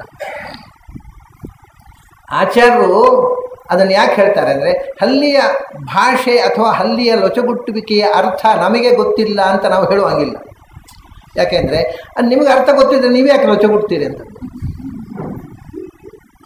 ನಾವು ನೋಡಿ, ನಮ್ಮ ಲೆಕ್ಸಿಕಲ್ ಭಾಷೆಯಲ್ಲಿ, ಡಿಕ್ಷನರಿಯಲ್ಲಿ ಇರತಕ್ಕ ಎಲ್ಲ ಶಬ್ದಗಳು ಸೋತಾಗ ನಾವು ಹಲ್ಲಿಯ ಭಾಷೆಗೆ ಹಿಡಿತೀವಿ. ಒಂದು ಸಂಗತಿಯನ್ನು ನೋಡಿ ಅತ್ಯಾಶ್ಚರ್ಯ ಆದಾಗ ಅಷ್ಟೇ, we don't find words to express our ಅಲ್ವಾ. ಎಕ್ಸ್ಕ್ಲಮೇಷನನ್ನು ಹೇಳಲಿಕ್ಕೆ ನಮ್ಮ ಶಬ್ದ ಸಾಕಾಗೋದಿಲ್ಲ. ಆವಾಗ ಹಲ್ಲಿಯ ಭಾಷೆ ಹೋಗ್ತೇವೆ. ಏನು ಅದ್ಭುತ ರೀ, ಅಷ್ಟೇ, ಬೇರೆ ಶಬ್ದ ಇಲ್ಲ. ಹಾಗಾದರೆ ಹಲ್ಲಿಯ ನಾದವನ್ನು ನೀವು ಅನುಕರಿಸ್ತೀರಿ, ನಿಮಗೆ ಅರ್ಥ ಗೊತ್ತಿದೆ ಅಂತಾಯಿತು. ಮತ್ತು ಅರ್ಥ ಗೊತ್ತಿಲ್ಲ ಅಂತ ಯಾಕೆ ಹೇಳ್ತೀರಿ? ಹೌದಲ್ಲ, ನಮಗೆ ಗೊತ್ತಿತ್ತು ಅನ್ನೋದು ಗೊತ್ತಿರಲಿಲ್ಲ. ಇದು ತಮಾಷೆ. ಎಷ್ಟೋ ಸಂಗತಿಗಳು ಹೀಗೆ ನಮಗೆ ಗೊತ್ತಿರುತ್ತೆ, ನಮ್ಗೆ ಗೊತ್ತಿದೆ ಅಂತ ಇನ್ಯಾರು ಹೇಳಿದಾಗ ಗೊತ್ತಾಗೋದು. ಇದು ನಿದ್ರೆಯಲ್ಲಿ ನಮಗೆ ನಮ್ಮ ಅರಿವು ಇದ್ದದ್ದು ಹೇಗೆ? ನಿದ್ರೆಯಲ್ಲಿ ನಮಗೆ ನಮ್ಮ ಅರಿವು ಇರ್ತದೆ. ನಾನು ಅನ್ನೋ ಎಚ್ಚರ ನಿದ್ರೆಯಲ್ಲಿ ಇರ್ತದೆ. ಅದು ನಿದ್ರೆಯಲ್ಲಿ ಎಚ್ಚರ ಇದೆ ಅನ್ನೋ ಎಚ್ಚರ ಇರೋದು. ಎಚ್ಚರ ಆದಮೇಲೆ ಬೆಳಗಾದ ಎದ್ದ ಮೇಲೆ ನಿನ್ನೆ ನಾನು ರಾತ್ರಿ ಬೆಳಗಿನ ತನಕ ನಿದ್ರೆ ಮಾಡಿ ಅಲ್ಲಿ ನಾನು ಇಸ್ಕೊಂಡೆ. ಹಾಗೆ ಕೆಲವೊಮ್ಮೆ ನಮಗೆ ಗೊತ್ತಿದೆ ಅನ್ನೋದು ಗೊತ್ತಿರೋದಿಲ್ಲ. ಅದು ಆಚಾರ್ಯ ಹೇಳಬೇಕಾಯ್ತು. ನೋಡಿಪ್ಪ ಅಲ್ಲಿ ಹಾಗೆ ನೀವು ಲೊಚಗುಡ್ತೀರಿ ಯಾಕೆ? ಅದ್ಭುತ ಹೌದಾ? ಹಾಗಾದರೆ ಆ ಲೊಚಗುಟ್ಟು ಅನ್ನೋದಕ್ಕೆ ಅರ್ಥ ಏನು? ವಂಡರ್ಫುಲ್. ಏನು ವಂಡರ್ಫುಲ್? ಗಾಡ್ ಈಸ್ ವಂಡರ್ಫುಲ್ ಅಂದ್ರೆ ಆಚಾರ್ಯ ಅಲ್ಲಿ ಕೂಡ ಹೇಳುತ್ತೆ ದೇವರ ಅದ್ಭುತ. ನಿಮಗೆ ಯಾಕೆ ಅರ್ಥ ಆಗೋಲ್ಲ ಅಂತ. ಇದು ಆಚಾರ್ಯರು ನಾದದಲ್ಲಿ ಅರ್ಥವನ್ನು ಹುಡುಕುವ ವಿಧಾನ ನಮಗೆ ತೋರಿಸಿಕೊಟ್ಟರು. ಆಚಾರ್ಯರು ಇಂಥ 1000 ವಿಷಯಗಳನ್ನು ಹೇಳಿದ್ದಾರೆ. ಯಾರೂ ಗ್ರಹಿಸದೆ ಅದನ್ನು ಪುಸ್ತಕದಲ್ಲಿಟ್ಟು ಮಂಗಳಾರತಿ ಮಾಡ್ತಾ ಓದಿಬಿಟ್ಟಿದ್ದೇವೆ ನಾವು. ಏನು ಪ್ರಪಂಚದವರು ಎಂದೂ ಯೋಚಿಸದ ಅತ್ಯದ್ಭುತವಾದ ಸಂಗತಿಗಳು, ಇವೆಲ್ಲ ಅದ್ಭುತ ಸಂಗತಿಗಳು. ನಾದದ ಮೀನಿಂಗು ಯಾರ ತಲೆಗೂ ಹೊಳೆದಿರಲಿಲ್ಲ ಆಚಾರ್ಯ ಹೇಳೋವರೆಗೆ ಈ ವಿಷಯ. ಅವರು ನಾದೋಪಾಸಕರು, ಅದರಿಂದ ಹೇಳಿದರು. ಹಾಗಾಗಿ ಎಲ್ಲ ನಾದರು ಅದನ್ನು ಭಗವಂತನ ಹೆಸರು, ನೀವು ಏನು ಕರೆದರೂ ಭಗವಂತನ ಹೆಸರು ನಮ್ಮದು. ಅದರಿಂದ ಯಾವ ರೀತಿಯ ಶಬ್ದದಿಂದ ದೇವರನ್ನು ಕರೆದರೂ ಅದು ದೇವರ ನಾಮ ಅಂತ ಮೊದಲು ಘೋಷಣೆ ಮಾಡಿದವರು ಆಚಾರ್ಯ ಮತ್ತು. ಹಾಗಾಗಿ ನಮಗೆ ನೀವು ಯಾವ ಭಾಷೆಯಲ್ಲಿ ಬೇಕಾದ್ರೆ ಕರೀರಿ. ಈಗ ತಮಾಷೆ ನೋಡಿ, ನಮಗೆ ದೇವರನ್ನು ವಿಷ್ಣು ಅಂತ ಕರೆದ್ರೆ ಯಾರು? ದೇವರೇ. ನಮ್ಗೆ ಗಾಡ್ ಅಂತ ಕರೆದ್ರೆ ಅದು ನಾರಾಯಣನೇ. ಅಲ್ಲಾಹ್ ಅಂತ ಕರೆದ್ರೆ ಅದು ನಾರಾಯಣನೇ. ನಮಗೆ ಯಾವ ಶಬ್ದದಿಂದ ಕರೆದರೂ ಅದು ಭಗವಂತನನ್ನು ಹೇಳುತ್ತೆ. ಬೇರೆಯವರಿಗೆ ಹಾಗಲ್ಲ. ನೀವು ಇಸ್ಲಾಂ ಧರ್ಮಕ್ಕೆ ಹೋಗಿ ಅಲ್ಲಾಹ್ ಅಂದರೆ ಮಾತ್ರ ದೇವರಿಗೆ ಅರ್ಥ ಆಗೋದ್ರಿ, ವಿಷ್ಣು ಅಂತ ಹೇಳಿ ದೇವರಿಗೆ ಅರ್ಥ ಆಗೋಲ್ಲ ಅಂತಾರೆ. ನಾನು ಒಂದು ಮುಸಲ್ಮಾನರ ಸಭೆಯಲ್ಲಿ ಹೇಳಿದೆ, ವಿಷ್ಣು ಅಂತಂದರೆ ಅರ್ಥ ದೇವರಿಗೆ ಅಪ್ಪ ಇಲ್ಲ ಅಮ್ಮ ಇಲ್ಲ. ಅವನ ಅಪ್ಪ ವಿಷ್ಣು ಅಂತ ನಾಮಕರಣ ಮಾಡಿದ್ದಲ್ಲ. ಮತ್ತು ಭಕ್ತರು ಇಟ್ಟ ಹೆಸರು ಯಾಕೆ ಇಟ್ಟರು? ವಿಷ್ಣುವ್ಯಾಪ್ತವು. ವಿಷ್ಣು ಅಂದರೆ ಆಮ್ನಿಪರ್ಸೆಂಟ್ ಅಂತ ಅರ್ಥ. ನಿಮ್ಮ ಅಲ್ಲಾಹು ಆಮ್ನಿಪರ್ಸೆಂಟ್ ಅಲ್ವಾ? ಹೌದಾದರೆ ಹಿ ಮಸ್ಟ್ ಬಿ ವಿಷ್ಣು ಅಂತ ಹೇಳಿ. ಏನೇ ನಿಮಗೆ ಹೆಸರು ಭಾಷೆ ಗೊತ್ತಿಲ್ಲ ಅಷ್ಟೇ, ಅಜ್ಞಾನ ನಿಮ್ಮದು. ಅವನು ಸರ್ವಗತ ಹೌದಾದ್ರೆ ನಿಮ್ಮ ದೇವರು ಹಿ ಮಸ್ಟ್ ಬಿ ವಿಷ್ಣು. ಆದ್ದರಿಂದ ಸಂಸ್ಕೃತ ಅಲ್ಲ ಅಂದರೆ ಏನು ಗೊತ್ತಾ? ಸಂಸ್ಕೃತದಲ್ಲಿ ತಾಯಿ ಅಂತ ಅರ್ಥ. ಅಲ್ಲ ಅಂತ ಒಂದು ಶಬ್ದಕ್ಕೆ ಅತ್ತ, ಅಲ್ಲ, ಅಮ್ಮ ಇವೆಲ್ಲ ಶಬ್ದಗಳಿಗೆ ತಾಯಿ ಅಂತ ಅರ್ಥ ಸಂಸ್ಕೃತದಲ್ಲಿ. ಅದರಿಂದ ಅಲ್ಲ ಅಂದರೆ ಜಗತ್ತಿನ ತಾಯಿ, ಹೌದಲ್ವಾ? ತ್ವಮೇವ ಮಾತಾ ಚ ಪಿತೃ ತ್ವಮೇವ. ಜಗತ್ತನ್ನು ಹೆತ್ತ ತಾಯಿಯೂ ಅವನೇ, ಹೊತ್ತ ತಾಯಿ ತಂದೆಯೂ ಅವನೇ. ಅದರಿಂದ ನೀವು ಯಾವ ಭಾಷೆಯ ಶಬ್ದ ಹೇಳಿ ಅದನ್ನು ಸಂಸ್ಕೃತದಲ್ಲಿ ದೇವರ ಹೆಸರಾಗಿರುತ್ತೆ. ಅದು ನಿಮಗೆ ಮಾತ್ರ, ನಿಮ್ಮ ಭಾಷೆ ಶಬ್ದ ಮಾತ್ರ ದೇವರು. ನೀನು ಅಲ್ಲಾಹುವಿಗೆ ಬೇರೆ ಭಾಷೆಯಲ್ಲಿ ಹೇಳಿ ಅರ್ಥವೇ ಆಗೋದಿಲ್ಲ. ಮುಸಲ್ಮಾನರಿಗೆ ದೇವರನ್ನು ಗಾಡು ಅಂತ ಕರೀಬೇಕು, ನೀವು ಈ ಬೇರೆ ಏನೋ ಹೇಳಿದ್ರೆ ಅರ್ಥ ಆಗಬೇಕು. ಆದ್ದರಿಂದ ಅಮೇರಿಕಾದಲ್ಲಿ ಗಾಡ್ ಅನ್ನೋದಕ್ಕೆ ಒಂದು ಬೇರೆ ಅರ್ಥ ಇದೆ. ಈ ಲಾರಿ ಟ್ರಕ್ಸ್ ಇದ್ದಾವಲ್ಲ, ಮನೆಗೆ ಸಾಮಾನು ಸಪ್ಲೈ ಮಾಡೋ ಆ ಟ್ರಕ್ಗಳಿಗೆ ಅವರು ಗಾಡ್ ಸರ್ವಿಸು ಅಂತ ಹೇಳ್ತಾರೆ. ಗ್ಯಾರಂಟಿಡ್ ಓವರ್ನೈಟ್ ಡೆಲಿವರಿ ಅಂತ ಅರ್ಥ. ಅದಕ್ಕೆ ಗಾಡ್ ಅಂದರೆ ದೇವರಲ್ಲ, ಗ್ಯಾರಂಟಿ. ನೀವು ನಮ್ಗೆ ಕಳಿಸಿಕೊಟ್ರೆ ನಾಳೆ ಬೆಳಗಾವದ್ರಲ್ಲಿ ನಿಮ್ಮ ಮನೆಗೆ ಸರ್ವಿಸ್ ಸಪ್ಲೈ ಮಾಡ್ತೇವೆ, ಡೆಲಿವರಿ, ಓವರ್ನೈಟ್ ಡೆಲಿವರಿ ಓಡಿ ಅಂದರೆ ಅಲ್ಲಿ ಅವರಿಗೆ ಅಷ್ಟೇ ದೇವರು. ಹಾಗಾಗಿ ಯಾವ ಶಬ್ದ ಯಾವ ನಾದ ಅದು ದೇವರ ಹೆಸರು. ಹಾಗಾಗಿ ಜಾತವೇದಸ್ಸನ್ನು ದೇವರ ಹೆಸರು ಗೊಂದಲವೇ ಇಲ್ಲ, ನಿಶ್ಚಿತ ಆಯಿತು. ಪ್ರಾಣಾಗ್ನೇಯ ಏವ ಅಂತ ಉಪನಿಷತ್ತು ಹೇಳಿದ ಪ್ರಾಣದೇವರಿಗೂ ಅಗ್ನಿ ಅಂತ ಹೆಸರು. ಮತ್ತು ಅಗ್ನಿ ಅಂತ ಯಾಕೆ ಹೆಸರು ಅಂದರೆ, ಪ್ರಾಣದೇವರಿಗೆ ಅಗ್ನಿಗೆ ಯಾಕೆ ಹೆಸರು ಹೇಳಿ? ಅಗ್ನಿ ಅಂತ ಯಾಕೆ ಹೆಸರು? ಅಗ್ನಿ ಅಂದರೆ ಅಗಮ್ನಯತಿ ಅಂತ, ಚಲನೆ ಇಲ್ಲದ ವಸ್ತುವಿಗೆ ಚಲನೆ ಕೊಡುವಂಥದ್ದು ಅಂತ ಆ ಶಬ್ದದ ಅರ್ಥ. ನಮಗೇನಾಯಿತು ಅಂದರೆ, ಮೊದಲು ಮನೆಯಲ್ಲಿ ನಮಗೆ ಮೊದಲು ಪರಿಚಯ ಆಗೋದು ಅಡಿಗೆ ಕೋಣೆ. ಹೇಳಿದಲ್ಲ, ಆರಾಧನೆಗೆ ಹೆಚ್ಚು ಜನ ಬರ್ತಾರೆ. ಹಾಗೆ ಮಕ್ಕಳಾಗಲಿಂದ ನಮಗೆ ಅಡಿಗೆ ಕೋಣೆ ಅಂದರೆ ಬೇರೆ ಕೋಣೆ, ಪುಸ್ತಕದ ಲೈಬ್ರರಿಗಿಂತ ಅಡಿಗೆ ಕೋಣೆ ಹೆಚ್ಚು ಮುಖ್ಯ ನಮಗೆ. ಆಗ ಮಕ್ಕಳು ಹೋಗಿ ಅಮ್ಮ ಅಡುಗೆ ಮಾಡೋ ಅಡುಗೆ ಕೋಣೆಯಲ್ಲಿ ನಿಂತಿರ್ತಾರೆ. ಅಲ್ಲಿ ನೀರಿಟ್ಟಿರ್ತಾರೆ, ಒಲೆಯಲ್ಲಿ ಅಡಿಯಲ್ಲಿ ಬೆಂಕಿ ಹಾಕಿರ್ತಾರೆ. ಬೆಂಕಿ ತಾಗಿದ ಒಲೆ ನೀರು ಚಲನೆ ಶುರುವಾಗುತ್ತೆ, ಕುದಿಲಿಕ್ಕೆ ಶುರುವಾಗುತ್ತೆ. ಹಾಗಾಗಿ ಓಹೋ ಬೆಂಕಿ ಅಗಮ್ನಯತಿ. ಅಗ ಅಂದರೆ ಇನರ್ಟ್, ಚಲನೆ ಇಲ್ಲದ ವಸ್ತು. ಚಲನೆ ಇಲ್ಲದ ವಸ್ತುವಿಗೆ ಚಲನೆ ಕೊಡುತ್ತೆ, ಬೆಂಕಿ ಅಗ್ನಿ ಅಂತ ಕರೆದು. ಹಾಗೆ ದೇಹದಲ್ಲಿ ಟೆಂಪರೇಚರ್ ಇದೆ, ಓಡಾಡುತ್ತೆ ಈ ದೇಹ. ಥಂಡಿ ಆಯಿತು, ಬಿತ್ತು, ಹೆಣ ಅಂತಂತಾರೆ. ಹಾಗಾದರೆ ಎಲ್ಲಿ ಟೆಂಪರೇಚರ್ ಇದೆ, ಶಾಖ ಇದೆ, ವಿದ್ಯುತ್ ಇದು ಉಷ್ಣ ಅಗ್ನಿ ಇದೆ, ಅದು ಚಲನ ಕೊಡುತ್ತೆ. ಅದನ್ನೇ ಬೆಂಕಿಯನ್ನು ಅಗ್ನಿ ಅಂತ ಕರೆದು. ಸ್ವಲ್ಪ ಬೆಳೆದ ಹುಡುಗ, ಅವನು ಬರೀ ಮನೆಯ ಕೋಣೆಯಲ್ಲಿ ಅಲ್ಲಿಗಿಂತ ಸ್ವಲ್ಪ ಈಚೆ ಬಂದ ಅಡಿಗೆ ಕೋಣೆಯಿಂದ. ಫ್ಯಾನ್ ಹಾಕ್ಕೊಂಡು ಕೂತ್ಕೊಂಡ ಒಳ್ಳೆ ಟೇಬಲ್ ಮೇಲೆ ಇದ್ದ ಕಾಗದಗಳೆಲ್ಲ ಹರಿಯೋದು. ಓಹೋ ಬೆಂಕಿ ಅಲ್ಲ, ಗಾಳಿಯೂ ಇದ್ದದ್ದನ್ನೆಲ್ಲ ಹಾರಿಸುತ್ತೆ, ಚಲನೆ ಇಲ್ಲದಕ್ಕೆ ಕೊಡುತ್ತೆ. ಗಾಳಿ ಬೀಸಿತು ಅಂತಂದರೆ ದೊಡ್ಡ ದೊಡ್ಡ ಮರಗಳು ಉರುಳಿ ಬೀಳ್ತವೆ, ತರಗನೆಗಳೆಲ್ಲ ಹಾರಿ ಹೋಗ್ತವೆ. ಸಮುದ್ರದಲ್ಲಿ 10 ಅಡಿ 20 ಅಡಿ 100 ಅಡಿ 150 ಅಡಿ ಹತ್ತಿರದ ತೆರೆಗಳು ಚಲನೆ ಪ್ರಾರಂಭ ಆಗಿಬಿಡುತ್ತೆ ಬಿರುಗಾಳಿ ಬೀಸಿದರೆ. ಓಹೋ, ಹಾಗಾದರೆ ಅಗಮ್ನಯತಿ, ಚಲನೆ ಇಲ್ಲದಕ್ಕೆ ಚಲನೆ ಕೊಡುವುದು ವಾಯುದೇವರು, ಬೆಂಕಿ ಅಲ್ಲ ಅಂತ. ಹಾಗಾಗಿ ಅಗ್ನಿಯಿಂದ ವಾಯುದೇವರು ಅಂತ ಆಯ್ತು. ಸ್ವಲ್ಪ ಬೆಳೆದಾಗ ಹುಡುಗ, ಆಮೇಲೆ ವಾಯುದೇವರಿಗೂ ಚಲನೆ ಕೊಟ್ಟವ ಯಾರಪ್ಪ ಅಂತ ಯೋಚನೆ ಮಾಡಿದ್ರು. ಆವಾಗ ಯೋ ದೇವ ನಾಮಧ ಏಕ ಏವ, ವಾಯುದೇವರಿಗೂ ಚಲನೆ ಕೊಟ್ಟ ಜಗತ್ತಿನ ಮೂಲ ಚಾಲಕ ಶಕ್ತಿಯಾದ ಭಗವಂತನನ್ನೇ ಅಗ್ನಿಮೀಳೆ ಪುರೋಹಿತ ಅಂತ ಕರೆದು. ಇದು ಇಷ್ಟ ಆಯಿತು. ಹಾಗಾಗಿ ಅಗ್ನಿ ದೇವತಾ ಅಂತಂದರೆ ಈ ಛಂದಸ್ಸಿಗೆ ಅಗ್ನಿ ಮತ್ತು ಪ್ರಾಣದೇವರು ಮತ್ತು ನಾರಾಯಣ ಅಂದರೆ ಪ್ರತಿಯೊಂದು ಮಂತ್ರಕ್ಕೆ 3 ಬಗೆಯಿಂದ ಅರ್ಥ ಮಾಡಲಿಕ್ಕೆ ಬರುತ್ತೆ. ಅದು ಮತ್ತೆ ನೋಡೋಣ. ಹಾಗಾಗಿ ಇದಕ್ಕೆ ಏನು ಹೇಳಿದರು ಅಂದರೆ, ಇದು ಜಾತವೇದಸ್ಸು ದೇವತೆ ಅಂತಂದಾಗ ಆಚಾರ್ಯರು ತಂತ್ರಸಾರದಲ್ಲಿ ಹೇಳಿದರು ಏನು ಅಂದರೆ, ಭೃಗುಣಾದೃಷ್ಟಂ ಪ್ರಾಣಾಗ್ನೇ ಸೂಕ್ತಂ ಇಷ್ಯತೆ. ಬಳಾದ್ಯಂ ಭೃಗುಣಾದೃಷ್ಟಂ ಪ್ರಾಣಾಗ್ನೇ ಸೂಕ್ತಂ ಅಂತ. ಇದು ಅಗ್ನಿ ಸೂಕ್ತ ಅಂತ ಹೇಳಿಲ್ಲ, ಪ್ರಾಣಾಗ್ನಿಯ ಸೂಕ್ತ ಅಂತ ಹೇಳಿದರು. ಯಾಕೆಂದರೆ ಪ್ರಾಣಾಗ್ನಿ ಅಂದರೆ ನಾರಾಯಣಾಗ್ನಿ, ಪ್ರಾಣಾಗ್ನಿ ಎಲ್ಲ ಬಂತದ್ದು. ಪ್ರಾಣ ಅಂದರೆ ನಾರಾಯಣನ ಹೌದು, ಮುಖ್ಯ ಪ್ರಾಣ. ಶಾಸ್ತ್ರದಲ್ಲಿ ಮುಖ್ಯ ಪ್ರಾಣ ಅಂದರೆ ನಾರಾಯಣ, ಮಧ್ಯಮ ಪ್ರಾಣ ಅಂದರೆ ಪ್ರಾಣದೇವರು, ನಾವೆಲ್ಲ ಅಧಮ ಪ್ರಾಣ. ಅದರಿಂದ ಪ್ರಾಣ ಅಂತಂದರೆ ಮುಖ್ಯ ಪ್ರಾಣನೂ ಹೌದು, ಮಧ್ಯಮ ಪ್ರಾಣನೂ ಹೌದು. ಅಂಥ ಪ್ರಾಣಾಗ್ನಿಯ ಸೂಕ್ತ ಇದು ಅಂದರೆ ನಾರಾಯಣನ ಮತ್ತು ವಾಯುದೇವರನ್ನು ಹೇಳೋ, ಮುಖ್ಯವಾಗಿ ಹೇಳೋ ಸೂಕ್ತ ಅಂತ. ಯಾವುದದು? ಬಳಾದ್ಯಂ ಅಂದರೆ ನಾವು ಬಳಿತ್ಥ ಸೂಕ್ತ ಅಂತ ಹೇಳ್ತೀವಲ್ಲ, ಹಾಗೆ ಬಳಿತ್ಥ ಅನ್ನುವಲ್ಲಿ ಮೊದಲನೇ ಶಬ್ದ ಬಟ್ ಅನ್ನುವ ಶಬ್ದದಿಂದ ಆರಂಭವಾಗುವ ಸೂಕ್ತ ಬಳಾದಿ ಸೂಕ್ತ. ಅದೇ ಬಳಿತ್ಥ ಅನ್ನುವ ಶಬ್ದದಿಂದ ಶುರುವಾಗುವ ಸೂಕ್ತ ಬಳಿತ್ಥ ಸೂಕ್ತ. ನಾವೀಗ ಕೇನೇಷಿತಂ ವದತಿ ಪ್ರೇಷಿತಂ ಮನಃ ಅನ್ನುವಲ್ಲಿ ಕೇನ ಅನ್ನುವ ಶಬ್ದದಿಂದ ಶುರುವಾಗುವ ಸೂಕ್ತ ಕೇನ ಉಪನಿಷತ್ತು ಅಷ್ಟೇ. ಅದು ಒಂದು ಶಬ್ದದ ಮೇಲೆ ನೆನಪಿಗೋಸ್ಕರ ಇಡುವ ಹೆಸರು. ನಿಜವಾದ ಹೆಸರು ಪ್ರಾಣಾಗ್ನಿ ಸೂಕ್ತ. ಯಾಕೆಂದರೆ ಒಂದು ಮಂತ್ರಕ್ಕೆ ಹೆಸರು ಒಂದೋ ಋಷಿಯಿಂದ ಬರಬೇಕು, ಒಂದೋ ಪ್ರತಿಪಾದ್ಯ ದೇವತೆಯಿಂದ ಬರಬೇಕು, ಒಂದೋ ಛಂದಸ್ಸಿನಿಂದ. ಋಷಿಯಿಂದ ಇವಾಗ ನೋಡಿ, ತೈತ್ತಿರಿಯ ಉಪನಿಷತ್ತು, ತೈತ್ತಿರಿಯ ಋಷಿ ಪರಂಪರೆ. ಅಥರ್ವಣ ಉಪನಿಷತ್ತು, ಅಥರ್ವ ಋಷಿ, ಅಥರ್ವಾಯ ಜ್ಯೇಷ್ಠಪುತ್ರಾಯ ಪ್ರಾಹ, ಅಥರ್ವ ಋಷಿಯ ಉಪನಿಷತ್ತು. ಹಾಗಾಗಿ ಋಷಿಯಿಂದ ಹೆಸರು ಬರುತ್ತೆ. ಇಲ್ಲ ಅಂದರೆ ದೇವತೆಯಿಂದ ಅಗ್ನಿ ಸೂಕ್ತ, ಇದು ದೇವತೆಯ ಮೇಲೆ ಬರುತ್ತೆ. ಈ 3ನೇದ್ದು ಹೆಸರು ಛಂದಸ್ಸಿನಿಂದ, ಗಾಯತ್ರಿ, ಅದು ಛಂದಸ್ಸಿನಿಂದ ಬಂದಿಸು. ಗಾಯತ್ರಿ ಮಂತ್ರ ಅದು ಗಾಯತ್ರಿ ಛಂದಸ್ಸಿನಲ್ಲಿದೆ. ಹಾಗಾಗಿ ಒಂದೋ ಛಂದಸ್ಸಿನಿಂದ, ಒಂದೋ ಋಷಿಯಿಂದ, ಒಂದೋ ದೇವತೆಯಿಂದ ಹೆಸರು ಬರಬೇಕು. ಇವಾಗ ಬಳಿತ್ಥ ಸೂಕ್ತ ಅನ್ನೋಲ್ಲಿ ಅದು ಛಂದಸ್ಸು ಇಲ್ಲ, ದೇವತೆ ಇಲ್ಲ, ಋಷಿ ಇಲ್ಲ, ಶಬ್ದದ ಮಂತ್ರದ 2 ಶಬ್ದಗಳಿವೆ ಅಷ್ಟೇ. ಹಾಗಾಗಿ ಇದು ನಿಜವಾದ ಹೆಸರು ಪ್ರಾಣಾಗ್ನಿ ಸೂಕ್ತ. ಮತ್ತು ಇದು ಒಂದೇ ಅಲ್ಲ, ವೇದದಲ್ಲಿ ಎಷ್ಟು ಅಗ್ನಿ ಸೂಕ್ತಗಳಿವೆ ಅವೆಲ್ಲವೂ ಪ್ರಾಣಾಗ್ನಿ ಸೂಕ್ತಗಳು.